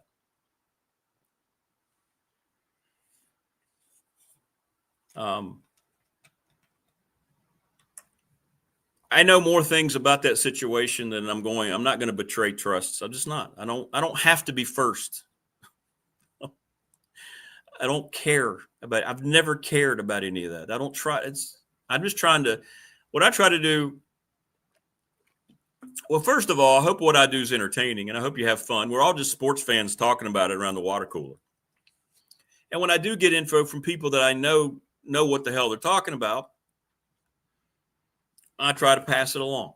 That's all. And then we can discuss and share our opinions. I wrote about it. Go read my piece in the Patriot. Nobody's opinion is wrong. Just don't make it, hate-filled and make it personal. I learned from you. Hopefully you learn from me. That's what the hell life's all about. Right? All right. Speaking of learning things, joining us now on the program is that guy. Jonathan Sweet is back with us. And we talk all the time about Pulaski County Sports Entertainment, the presenting sponsor of this show. And I'm telling you, Jonathan, by the way, welcome back, my friend. It's great to have you. Thank you so much. Thank you so much, Rick. I apologize. Haven't seen my cat in 2 weeks. I get on the it's okay. The big dog. Yeah, how ironic. I get on the Big Dog show, my cat shows up, right? Hey, I have one too. Balboa Creed, you've probably seen him. He's my hunter. He'll come in and he'll jump up at me like, hey, man, what's going on? Then he'll go to bed for about 8 hours. Yeah, I'm with you, man. I'm with you. Yeah, good to see you. Good to be back on. Well, I tell you what, we got a lot to talk about. I'm telling you, man, we got a lot of reaction. We read the release. Congratulations. Well, first of all, we've talked about all the things you're doing, but man, the reopening of the racetrack has caused a big stir, as you know, man. Congratulations. Can we get into how long this has been in development and what it's going to mean? Because this has excited a lot of people in the community. Absolutely, and we're excited. We've heard from so many folks since we acquired the track. What are we going to do? What's the next iteration? What's the future of the track? And our answer was, and actually still is, we can't wait to find out ourselves. And what I mean by that is this thing continues to evolve.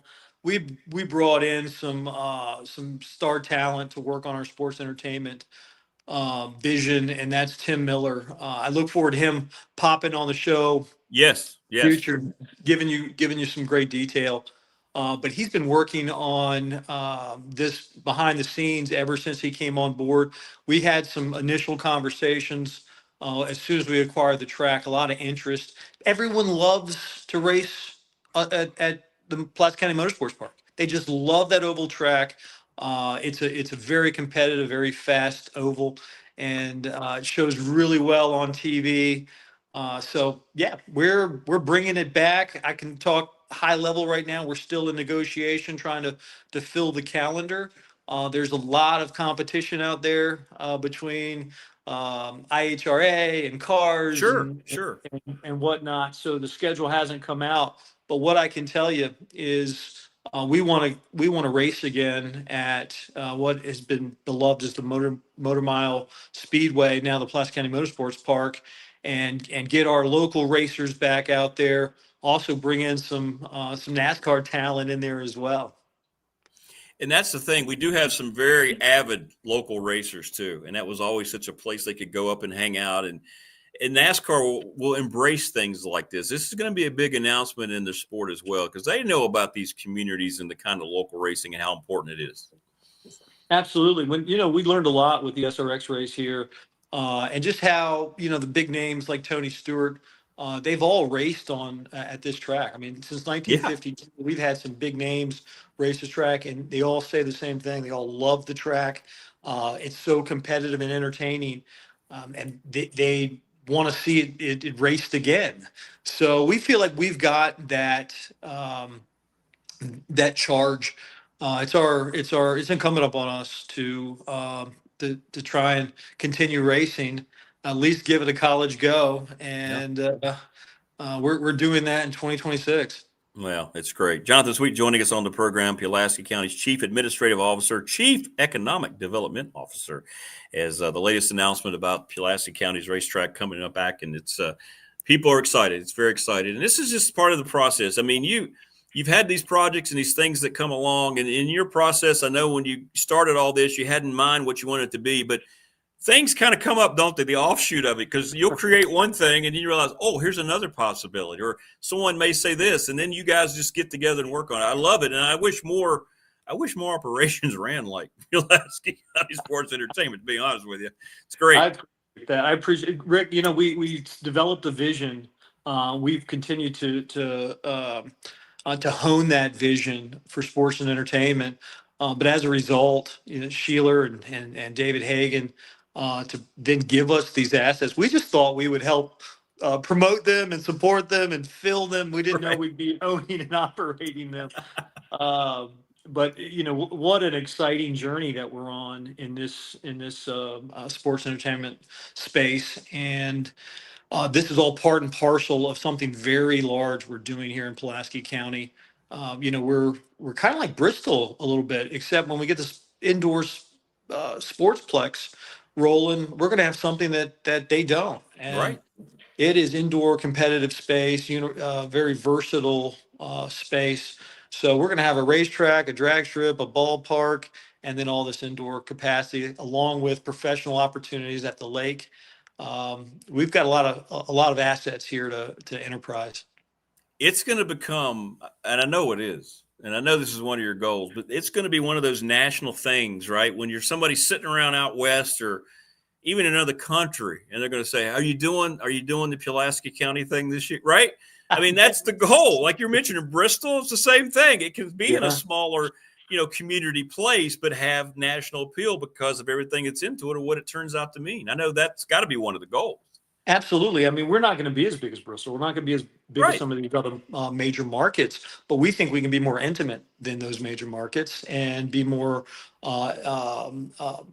experiential than those other major markets, and hopefully have a better experience with our events and our programs here. So we're excited about how we can really carve our niche and paint our portrait on this blank canvas, that we have a lot to work with. A lot of our palette. I'm going to continue with that analogy. We've got a big palette to paint our sports entertainment vision and picture here.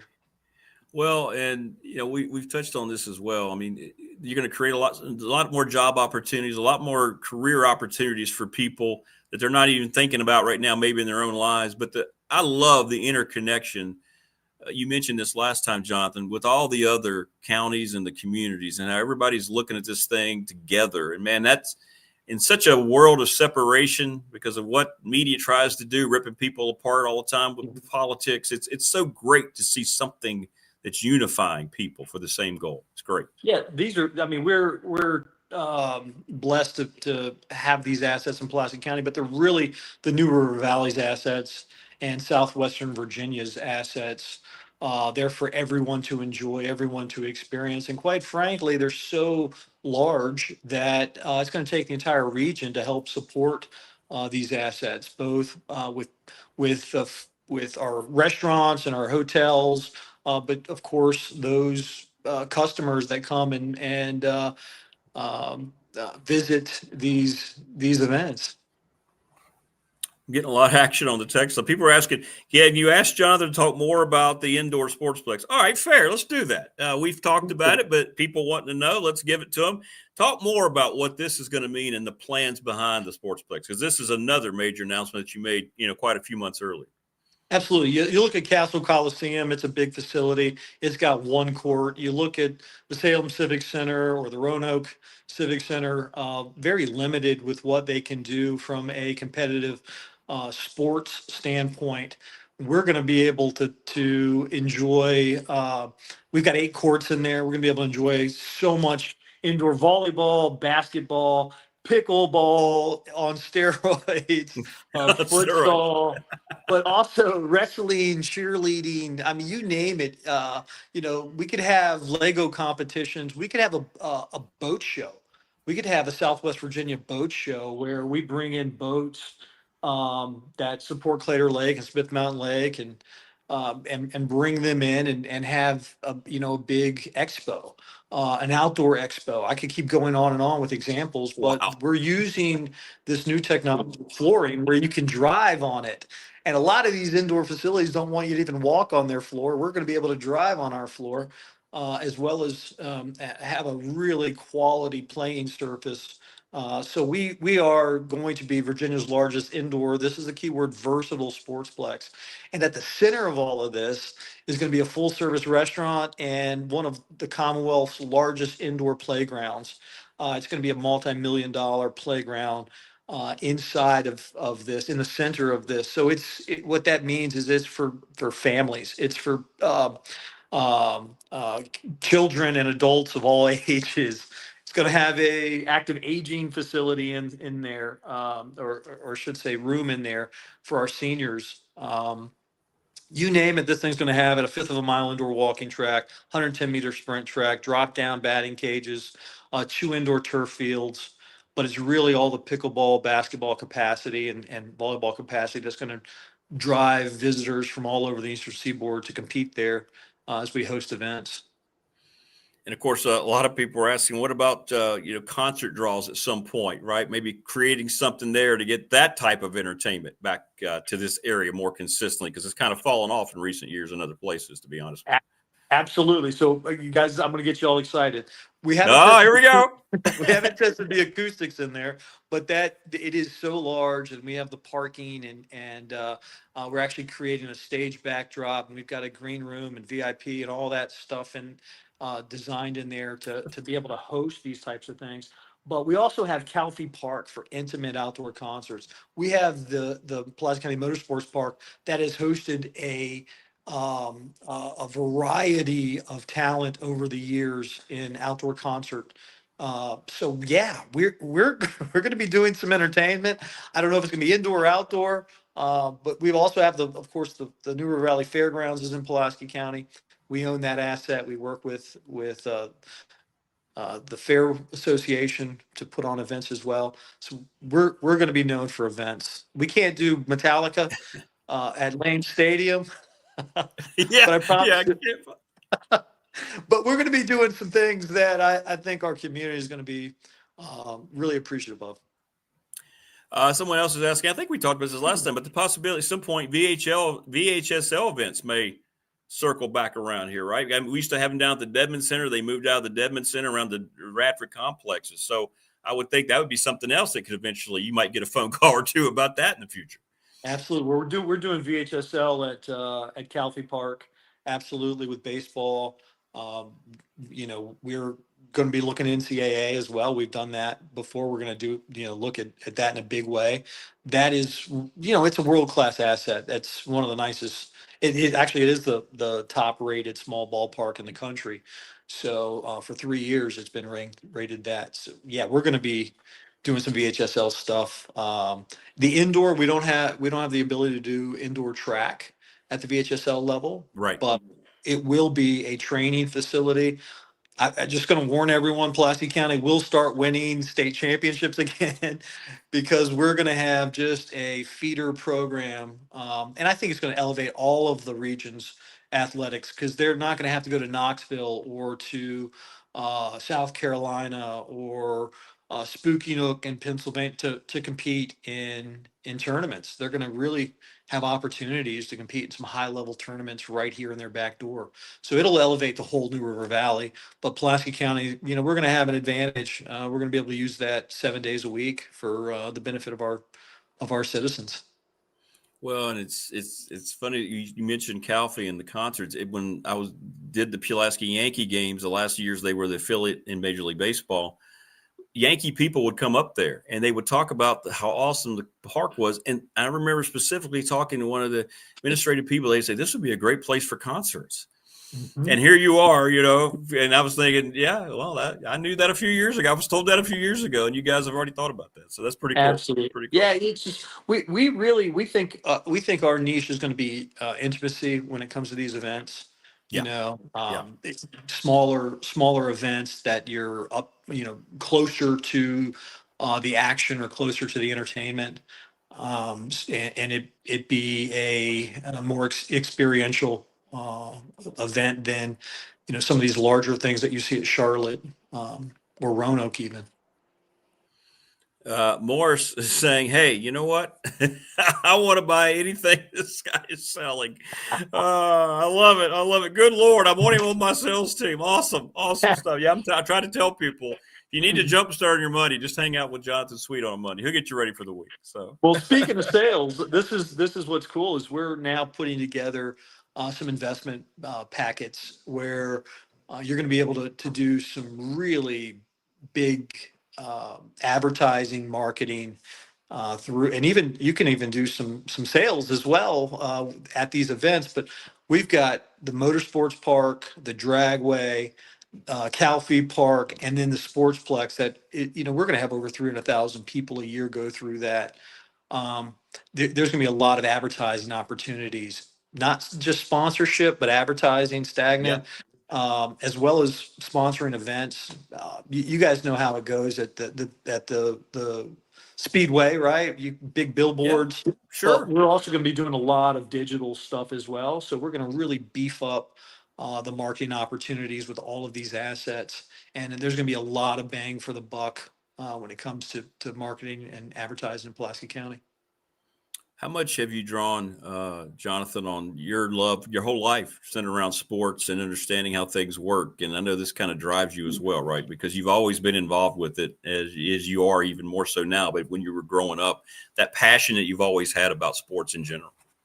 Yeah, it's part of my DNA, and it's helped shape me as a competitor. I bring that competition to public service. I really want to have the best team and have the best product in public service.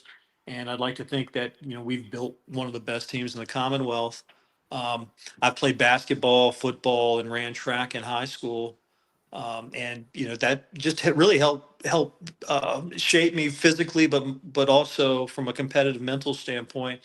You get fatigued in public service just like you get fatigued in a fourth quarter football game, right? And you just got to keep pushing through. Yeah. And we see the goal line in Pulaski County, and we're gonna push our way right into that end zone.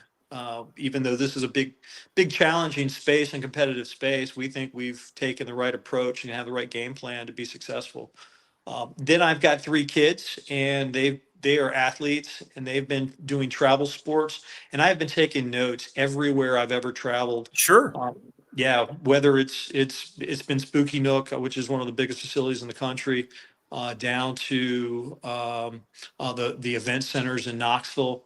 What are they doing well? What I've done differently?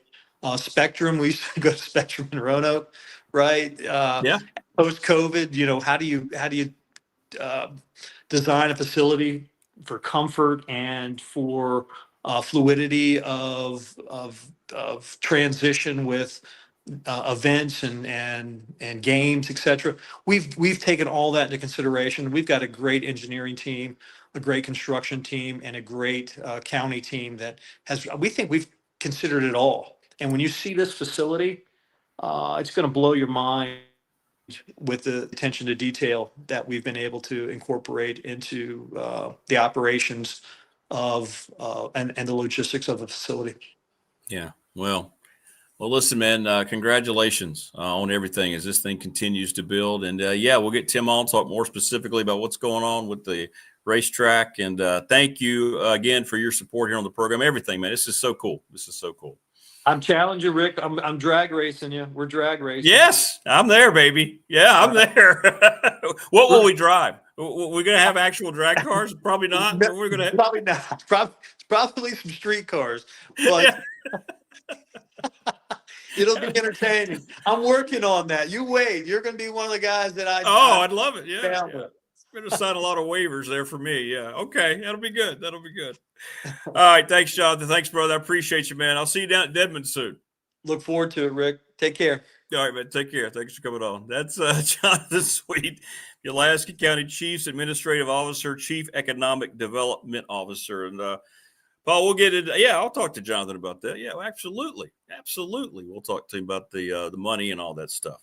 But good stuff, man. Good stuff. About that guy. I don't know if he ever rests. I don't think he ever sleeps. Good stuff. Thanks for all the interest. I know it's cool, isn't it? It isn't.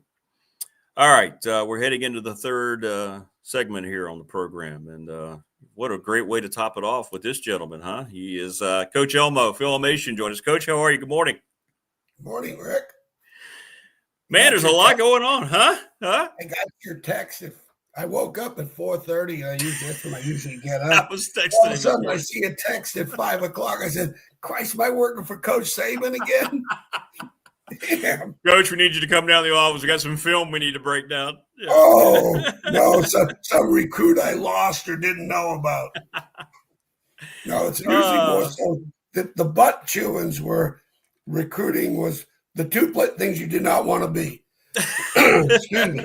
You did not want to be the D coordinator, and you did not want to be the recruiting coordinator. Oh, that's true. It gets ugly. Well, some things I want to touch on. First, let's get right to it. It looks like all the winds are blowing now towards James Franklin finally saying yes to Virginia Tech after this long process because all the other options have evaporated. If he wants to coach, it's going to be in Blacksburg. You know him a little bit. You've dealt with him. You've had some personal interaction. You and I both agree we're not sure what happened at Penn State there for that separation to come at such a weird time of the year after being in the playoff. But I know you feel like, I mean, we know he can come in here and turn the – one thing we do know, he's going to turn the talent level over in a heartbeat, right? I would hope so. I mean, that's where he's going to earn 3/4 of his salary besides the staff that he's bringing with him. The next most important is what quarterback's he going to bring? Where's the quarterback? That's the number one. You look at probably Brent Pry's biggest demise was he had Kyron Drones, and for the last 3 years, who else has been a quarterback besides Pop Watson? And I know he beat a really bad Virginia team, not to take anything away from him, but, Pop Watson hasn't been in any games. That Kyron Drones has taken every snap. Right. And you haven't heard about anybody else in the waiting. So they're going to have to go portal, or they're going to have to bring in a high school freshman in January and give him the reins. That's the number next. If they bring him in, okay, who's your quarterback? Where you getting him from? If I'm in that press conference, that's my first. And then the second is, who's going to be your D coordinator? Who's going to be your O line? We've gone over my priorities, I think, in this business, that where the coaching staff is more critical to success. Yeah. Are we at the point, Coach, where the money is so big? Because one of the things I ask is, okay, his protege failed here, right? The guy that has been with him since Vanderbilt, who said numerous times everything he learned about coaching came from James Franklin. Well, he failed here. It's interesting dynamic that guy would take this job that didn't, that fired his protege. Well, the good news, bad news is the bad news is Brent didn't have success here, but the good news is for James Franklin, he probably knows as much about Virginia Tech from the coach's perspective than Bud Foster. I mean, Brent Pry's going to, I'm sure they've had a lot of conversation, and not necessarily a lot, but a long conversation of what are the pluses and what are the minuses. And can you win the ACC here? How can you win the ACC here? The plan of winning the ACC, and then Brent probably shared with him what he did not do well. If he had it over again, if he had a do-over, this is what I would do differently. That'd be one question I would ask him. Okay. That conversation, I'm sure, was pretty extensive. So if he takes a job, I'm sure Brent had way more positives than negatives, because I've had people call me. I've had Jimmy Grove call me, like when I was at Nebraska or certain places, and, well, Phil, what do you think? They've called me, and I tell them, no, don't do this. It's not what you think it is from the expectation standpoint.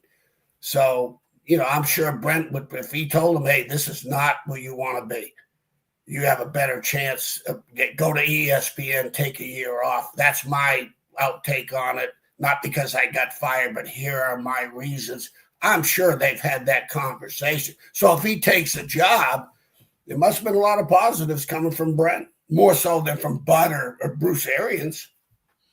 Well, these are the kind of questions I hope get asked, right? Did he feel like this was the year he needed to go ahead and find another power job? Because, Coach, this is unprecedented to see this many gigs come open. We're not going to see this for a long time. And maybe since I know he's been interested in other places, that he got no traction, that maybe he feels like if he sits for TV here, maybe it wouldn't be as advantageous as he might think in 2026. Yeah.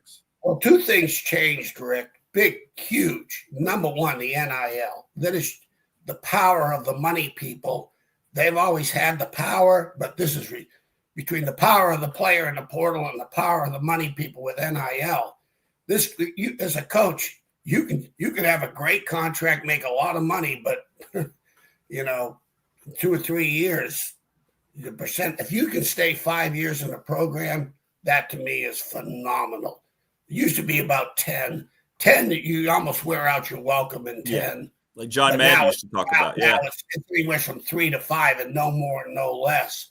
So between the NIL, the portal, and now the championship playoff, but I'm going to digress a little bit, but I'm going to put the importance of these three things that are reason why. Because a year ago, they said, there won't be a lot of coaching changes because the money, the contracts and the money, they're not going to be able to raise the money. Well, they got the money. Yeah. Okay? So that's out the window. And what's changed is the NIL, the portal, and the national championship picture. The more they expand it, there's going to be more pressure on coaches. Now you're judged on, it's not just, hey, let's go to the Independence Bowl in 1993 and you think we went to the Super Bowl and it changed the whole program. Those days are over. You got to get in that 12. How can you get into the 12, and you got to do it with a quarterback, offensive line, the portal, NIL money in those areas, and then you may have a chance because you got to win your championship. And they say the ACC is the easiest path. Well, it may be the easiest path, but think about it. There's only going to be one ACC school in. They all want Miami in, which is a joke. Miami's the 11th at a 3-2 ACC record with a chance to lose their next 2 ACC games, maybe, whatever. That's a joke. That to me is the ultimate. That's the press and the Miami. Just slap the U off the helmet. They're a 3-2 ACC team. You can bash the conference, but they're a 3-2 ACC team. That's right. So here's Virginia and Georgia Tech. Whoever wins the championship, they're in. Well, that's one shot. Well, if you're an SEC coach, you got 5 shots. That's right. If you're a Big Ten coach, you got 4 shots. And, so when you look at, they say, well, the easiest path is the ACC. No, it's not. That's right. Because let me tell you, years ago, Texas and Oklahoma, and I truly believe this, if they never expanded the playoffs, if they stayed at 4, I don't know if they'd have left the Big 12. They would have, but not as fast. Right. They're sitting there thinking, if I'm a Big 12 team, if I've got a loss or 2 losses, I'm not in. If I'm an SEC team with 2 losses, once they expanded, I'm in. Let's go now. Buy it out now, because it will all pay itself out. I'm still talking about Texas with the 3 losses potentially being I know. So what's the easiest path? The SEC is the easiest path. You're right. If you think Florida would be, hey, I'm going to Florida. Okay? If I don't do it, they don't have to fire me in 3 years. As long as you give me, I'll do whatever you want. Give me the money, but I'll do it however you want because it should take me 3 at Florida. And you're right. Tech, how many years is it going to take?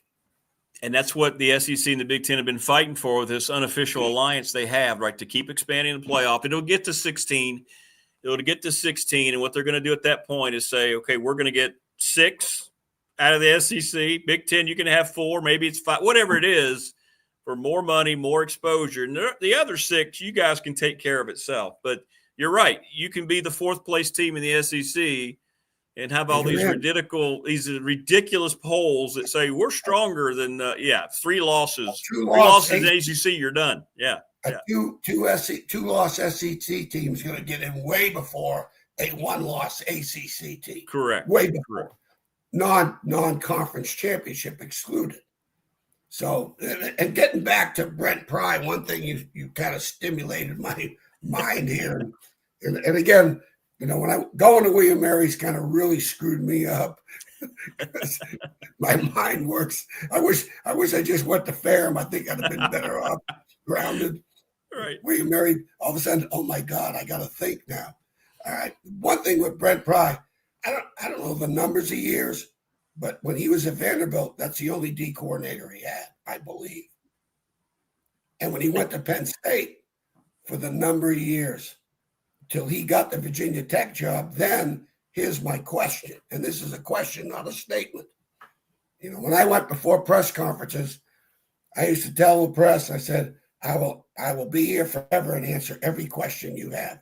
I refuse to answer a statement. And if you don't know the difference, I'll let you know. That's right. That's Okay? great. Yeah. Statements I cannot answer. I'll answer your questions. So put it in the form of a question, please. So this is my question, not necessarily a statement. Manny Diaz, 1 year. Now he takes the Duke job, head coaching job. Well, if he stayed there, he may be the head coach at Penn State. That's under true. the circumstances. That's true. Yeah, under the circumstances. And he's there 1 year. Goes to Duke head coaching job. Good professional advancement. Got it. Here's my question. I'm watching the Clemson Louisville game, which is like going to the dentist with no Novocaine. That's the worst. Why they had on TV is beyond them. I'm Right. telling you. So, Tom, I forgot that Tom Allen was the D coordinator for Clemson. Well, guess where he was before that? He'd been fired in Indiana as the head coach. Okay. Right. He had Penix as a quarterback. He had Michael Penix, right? 9 games. Penix goes to Washington. He wins. They fire him. Program's over. Yeah. That's how important your quarterback is. Yep. Okay. So where does he go from Indiana? Penn State. Yeah. Okay. 1 year. He leaves, goes to Clemson. Why? Why would you leave Penn State and go to Clemson? That's a great question. He could probably answer. He could answer this question that we've been asking. What is really going on with James Franklin? That's a great point. If I'm Bud Foster, I'm calling Tom Allen. Absolutely. That's what as a D coordinator, Bud Foster, Tom Allen's taking his call. Okay? Oh, there's no question. Absolutely. Easy. First ring. Sit there and I'm going to say, and I'm not going to say, Tom Allen, I'm going to make my own decision, but I need some information. Okay, the better the information, and it doesn't have to be positive. Right. It's just like a football player. They all have strengths and weaknesses. I want to know what weaknesses I can deal with because I want the guy. I want to sign this kid. I want to sign this coach. We all have strengths and weaknesses. Trust me. Joe Tiller held up my resume in front of the staff and said, "No effing way am I hiring this guy." But I got the job. Okay. So yeah. If I'm Bud, I'm calling Tom Allen. And I'm not asking him why he left, but I want to know, basically why'd you leave after a year? That I want to know. Then he's got Jim Knowles, gets him from Ohio State. 1 year. 1 year. He's had 3 coordinators in 3 years, defensive coordinators. Now, Manny Diaz, I can understand. Going to Duke as the head coach. Sure. But going from Penn State to Clemson. Great point, man. I'm calling Jim Knowles. It's a great point. I mean, that's it. I mean, it gives Tech fans something to think about. Those of us think this is going to be the decision. You got to think about these other things, man. You better unturn a lot of rocks and ask the tough. Nick Saban used to have a thing at the back of it. I could show it to you. I put them on files, threw most of them out, but I kept most of his stuff. On the recruiting, it went through the players, all the height, weights, the intangibles by position, how to grade them. On the back, tough questions. To the coaches, to the coach, not necessarily the players, but to the coaches. And not only the coach that coaches them, opposing coaches. Find the best coach in the league. If it's not his coach, the next best coach, and ask the tough question. Because the opponent's coaches are going to know everything about the kid. Well, that's right. That's right. And they'll tell you things that you're not going to hear. And not that they're bad. And not the bad things are good. I just want to know everything. I need to know everything. I need to know the whys. And again, I'm not making a statement towards it. And because if he takes that job and they hire him, attaboy, the biggest hire they've ever had since Bill Dooley left North Carolina to go to Virginia Tech. I'm going to ask you an unfair question. Because I want you to, if it's a statement, I'll tell you the difference. I'm going to propose it in this. I'm going to propose it in the form of a question. News.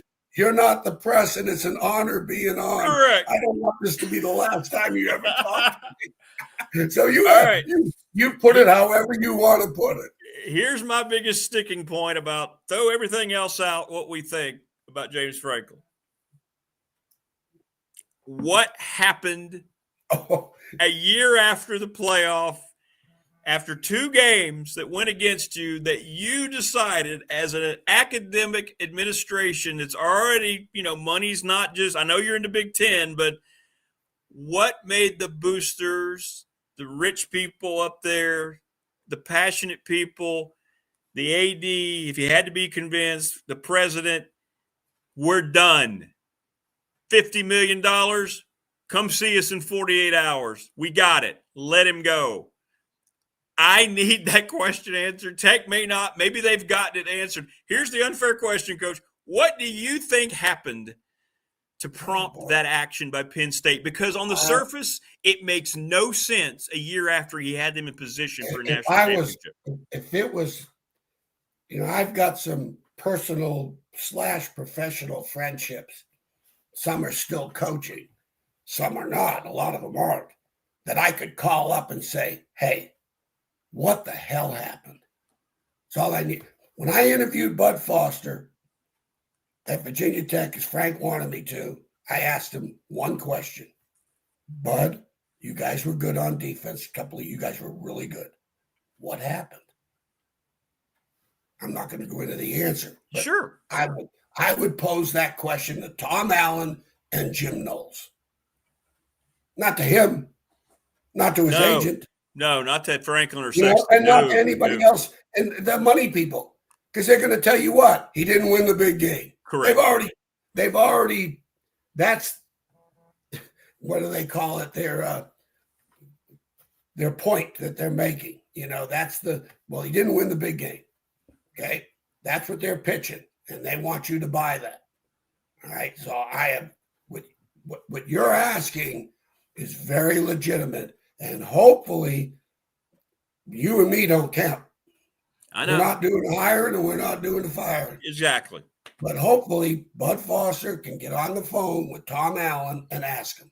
Bud Foster get on the phone, because that doesn't mean Bud Foster can hang the phone up and go, this guy's full of crap. This is all self-serving. He's not giving me what happened. He's putting it in his perspective, not necessarily what happened. Right. But somewhere along the line, it's just like when Brent Pry, when he lost that Old Dominion game, he didn't get fired because he lost the game. He got fired because he lost a team. Correct. And that didn't happen on Saturday. That happened Monday, Tuesday. You don't just go out on Saturday and make a decision. I'm not playing well. I don't like my coach. That's a great point. it builds up. It's built up, hasn't it? It's been going in that direction. As soon as that Vanderbilt game was over with, whether that's Sunday meeting or Monday, whatever the first meeting was, that team was lost. And the practices were a reflection of a lost football team with everybody watching on Saturday. So somewhere along the line at Penn State, he didn't lose a game. He lost a team. I've done that. The 94 team, I'll be very transparent and honest with you. I lost the 94 team the 2 weeks. I was taking things very personal. And let me tell you, that Gator Bowl performance was on me because between the Virginia game, the frustration of losing the Virginia game, and defensively we're playing well. I thought the program was going back to 92. That's what I thought, and it wasn't. I made a mistake. I had a poor job of reading the defensive players, and not lost the team, but we lost the defensive players. They didn't quit. They never stopped playing because we won the second half in the Gator Bowl, and that was my challenge to them. But I've been there. I've lost a unit. Been there, and I know what I did wrong. I know exactly. If I had to do it over again, I would change it, no question. So somewhere he lost a team. Whether it was coach to coach, coach to coordinator, coach to player, it's a triangle or a circular firing squad, however you want to put it. But there's something in that. And maybe, hey, good, you did it for Penn State. Now learn from it. Don't do it at Virginia Tech. That's a great point, and that's what I'm hoping we get. And I keep thinking, man, you say something, you said something. Give me the Vanderbilt James Franklin. Exactly. That's what I was going to say. I keep thinking about that. It's a great point, man. Give me the Vanderbilt James Franklin, because I know what Brent Pry. But listen, I coached against Vanderbilt for 2 years in a row when Brent was the coordinator. They had no business having that record, but they got the tailback was all SEC. The quarterback was really good. And defensively, were they great? No, but they were good enough to win 8 and 9 games at Vanderbilt in the SEC. And when he left, usually you want to leave a program that's better, but a program like Vanderbilt that you turn around when you leave them, it ain't better because it wasn't good when you took the job. And it's not going to be better when you leave the job. You got to win and get out. Now with the portal and NIL, you can probably maybe able to sustain it a little more, at Vanderbilt because you go get the right people. Sure. Like he did, like Clark Lee did. Yeah. So to stay to Clark Lee, you need to leave Vanderbilt now. If it was 10 years ago, you need to leave Vanderbilt now. Because even at LSU, you're not sustaining it at LSU, not to the standards. Once you raise that bar, keeping that standard's harder. Yeah. So I 100% agree with you. I think you go through. It's just like when I wanted to. I'm watching I think I've told you this. I hate repeating myself, and this is where my concussion syndrome sets in. Not at all. When I'm recruiting, I'm at UMass, and this big 6'5", 300-pounder came across my desk, and I put him on and brought the strength coach in. I go, "What do you think?" He watched a couple of plays. I go, "Can you work with this guy?" He goes, "Yeah." And I think he's more of an offensive lineman, and he was. And next thing I know, I'm watching a Monday night NFL game, and you know how they do the Monday nights? They show the player and where they're from, or the Sunday night game. He goes, "Elijah Wilkerson, UMass." I go, "What? We beat Afghanistan for this kid." I mean, nobody's recruiting this kid. He's in his 11th year in the NFL. Starting in the Atlanta Falcons. And what I did, I called the opposing coach up and I asked him, "Give me the strengths, give me the weakness. What do you see?" And they said, "Well, he had some issues off the field, blah, blah, blah, blah, blah." A lot of people shied away from it, but take him. They told me, take him. So I'm going to call Tom Allen. I'm going to call Jim Knowles. Hey, what happened in the last 2 years? Maybe I love that. You beat Afghanistan for Wilkerson. Ain't nobody. I mean, it's either that or the Army. I don't. Ain't no one recruiting the kid. That's funny. Nobody. Zero offers. Zero. But good stuff. So if you're saying Franklin doesn't have any offers, or maybe he does, which we don't know. But still, I'm gonna go find out. I'm not. But here's the other key, Rick. Okay, how many players are coming to Virginia Tech from Penn State? How many signees are coming to Virginia Tech from Penn State? If he gets none of them, I would question that. So that's the next thing to look for, right? Like immediately, if there's an announcement this week, today, and then they do, and he's there in place. Keep an eye on that thing. Is that the first thing you look for? Yeah. If he's Ofra, and if he knows he's going to be Ofra, don't even ask him. Don't even find out. Don't even get into that. Let's go. Move on. You stay at Penn State. Maybe he's told him, hey, stay there and blah, blah, blah, finish it. Who knows? I've had that. Listen, I was at Ferrum Junior College with Coach Norton. Coach Norton was awesome. We got a kid named Joe Happy played at Wake Forest as a redshirt freshman. His dad played in the SEC at Kentucky. He always wanted to play in the SEC. He drives in his car from Winston-Salem, comes to Ferrum Junior College in the summer. I'm there. I'm coaching. The summer of 79. Says, Coach, I'm going to leave Wake Forest and go play in the SEC. He's going to give up his scholarship to go to junior college and take bus rides and eat ham and cheese sandwiches for pregame meal. Okay? Wake Forest. Leave. Coach, you know what Coach Norton told him? Go back. Go back. You don't want to do this. The kid, he's driving his car. He goes, now I know I'm going. 6'4", 250, 60-pound kid, Wake Forest, coming to Ferrum Junior College, and the head coach says, go back. He was the starting center for Georgia when Herschel was a freshman, when they played Notre Dame and won the national championship. So he reached all his goals. So it's like if Jim Franklin calls a Penn State player or gets in touch, Franklin may just say, hey, stay there. You made a commitment, stay there. That'd be the right thing. Back in the day, that would be the right thing to do. But today in the portal, there are no scruples. There is no integrity. There aren't. Rules are gone. Yeah. Come on down and let me see how many prospects he can flip or how many top 5 kids in the state of Virginia will come. That's right. Could he have flipped Travion Henderson from Hopewell, from Ohio State? Could he do that? Find out how good he is. Right. All right. Well, listen, we know how good you are, Coach. Thanks, man. We appreciate you as always. Great stuff, brother. Hey, just those 5 o'clock texts scare the crap out of me.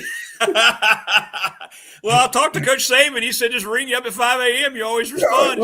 That's my insecurities coming in. I thought you could take me. I'm fired. I no longer have a job. Been there many a time. All right, boss. Have a good one. Keep those hoops going, baby. I'll try, brother. Yeah, we can get back on track tomorrow night. So we'll see what happens in South Carolina. So, all right, man. Good to see you, Coach. Take care. Yeah. That's good, man. Great stuff. I did. True story. I shot him a text at 5 a.m. this morning. That's a true story. I knew he'd be up. He's always thinking football. All right, great stuff today. Great way to start the week. It's good to be back here after a weekend at the Greenbrier. Thanks to Family Fencing once again, sponsor of our studio. Thanks so much to Mark Hunley, McClellan Chiropractic, sponsoring our chat room. The Ready Set Fund, check out ReadySetFund.com. Thanks to them. Professional Door Incorporated, Commercial Garage Door, sponsor of our text line, 391-0788. If anybody wants a T-shirt, hit me up. $20 if I can get them to you, $28 if I have to ship them. And I'm going to keep it at $28, I hope, if I have to ship, more than 1 or 2 or whatever it might be. National Bank, member FDIC, the exclusive banking partner of BDST. Ryan Pry, the attorney in Radford at 701 West Main Street. We'll have our BDST fan question of the week coming up here tomorrow. Little River Heating and Air, thanks to Charles Lee over in Christiansburg, 1095 Radford Street. We had Jonathan Sweet on. Thanks so much. Presenting sponsor, Pulaski County Sports Entertainment. Thanks a lot, Tim Miller, for all you do. Go see Harvey's GM for your next vehicle. Thanks to Lawson's Mobile Home Supply. Thanks to the NRV Super Bowl. Thanks to the Montgomery County Chamber of Commerce for all you do. And everybody else, thanks to Brandon at Top Shelf. Thanks to you, the best listening audience, watching audience on YouTube. Thanks to Jermaine Ferrell today, Jonathan Sweet, Phil Elmassian. We'll come back tomorrow. Maybe we're talking about some big news that may happen today. We'll see. Keep your eye on the sky today. More importantly, follow X. Follow X. That's where the news will break first. If indeed, on this action day, as I was told, as the industry expects, he will say he's coming to Blacksburg. We shall see. Thanks, everybody. Appreciate you. I hope you have a great Monday. And we'll talk again here tomorrow, Lord willing, here before we head out to Columbia, South Carolina with Radford Hoops. Take care, everybody. Enjoy the rest.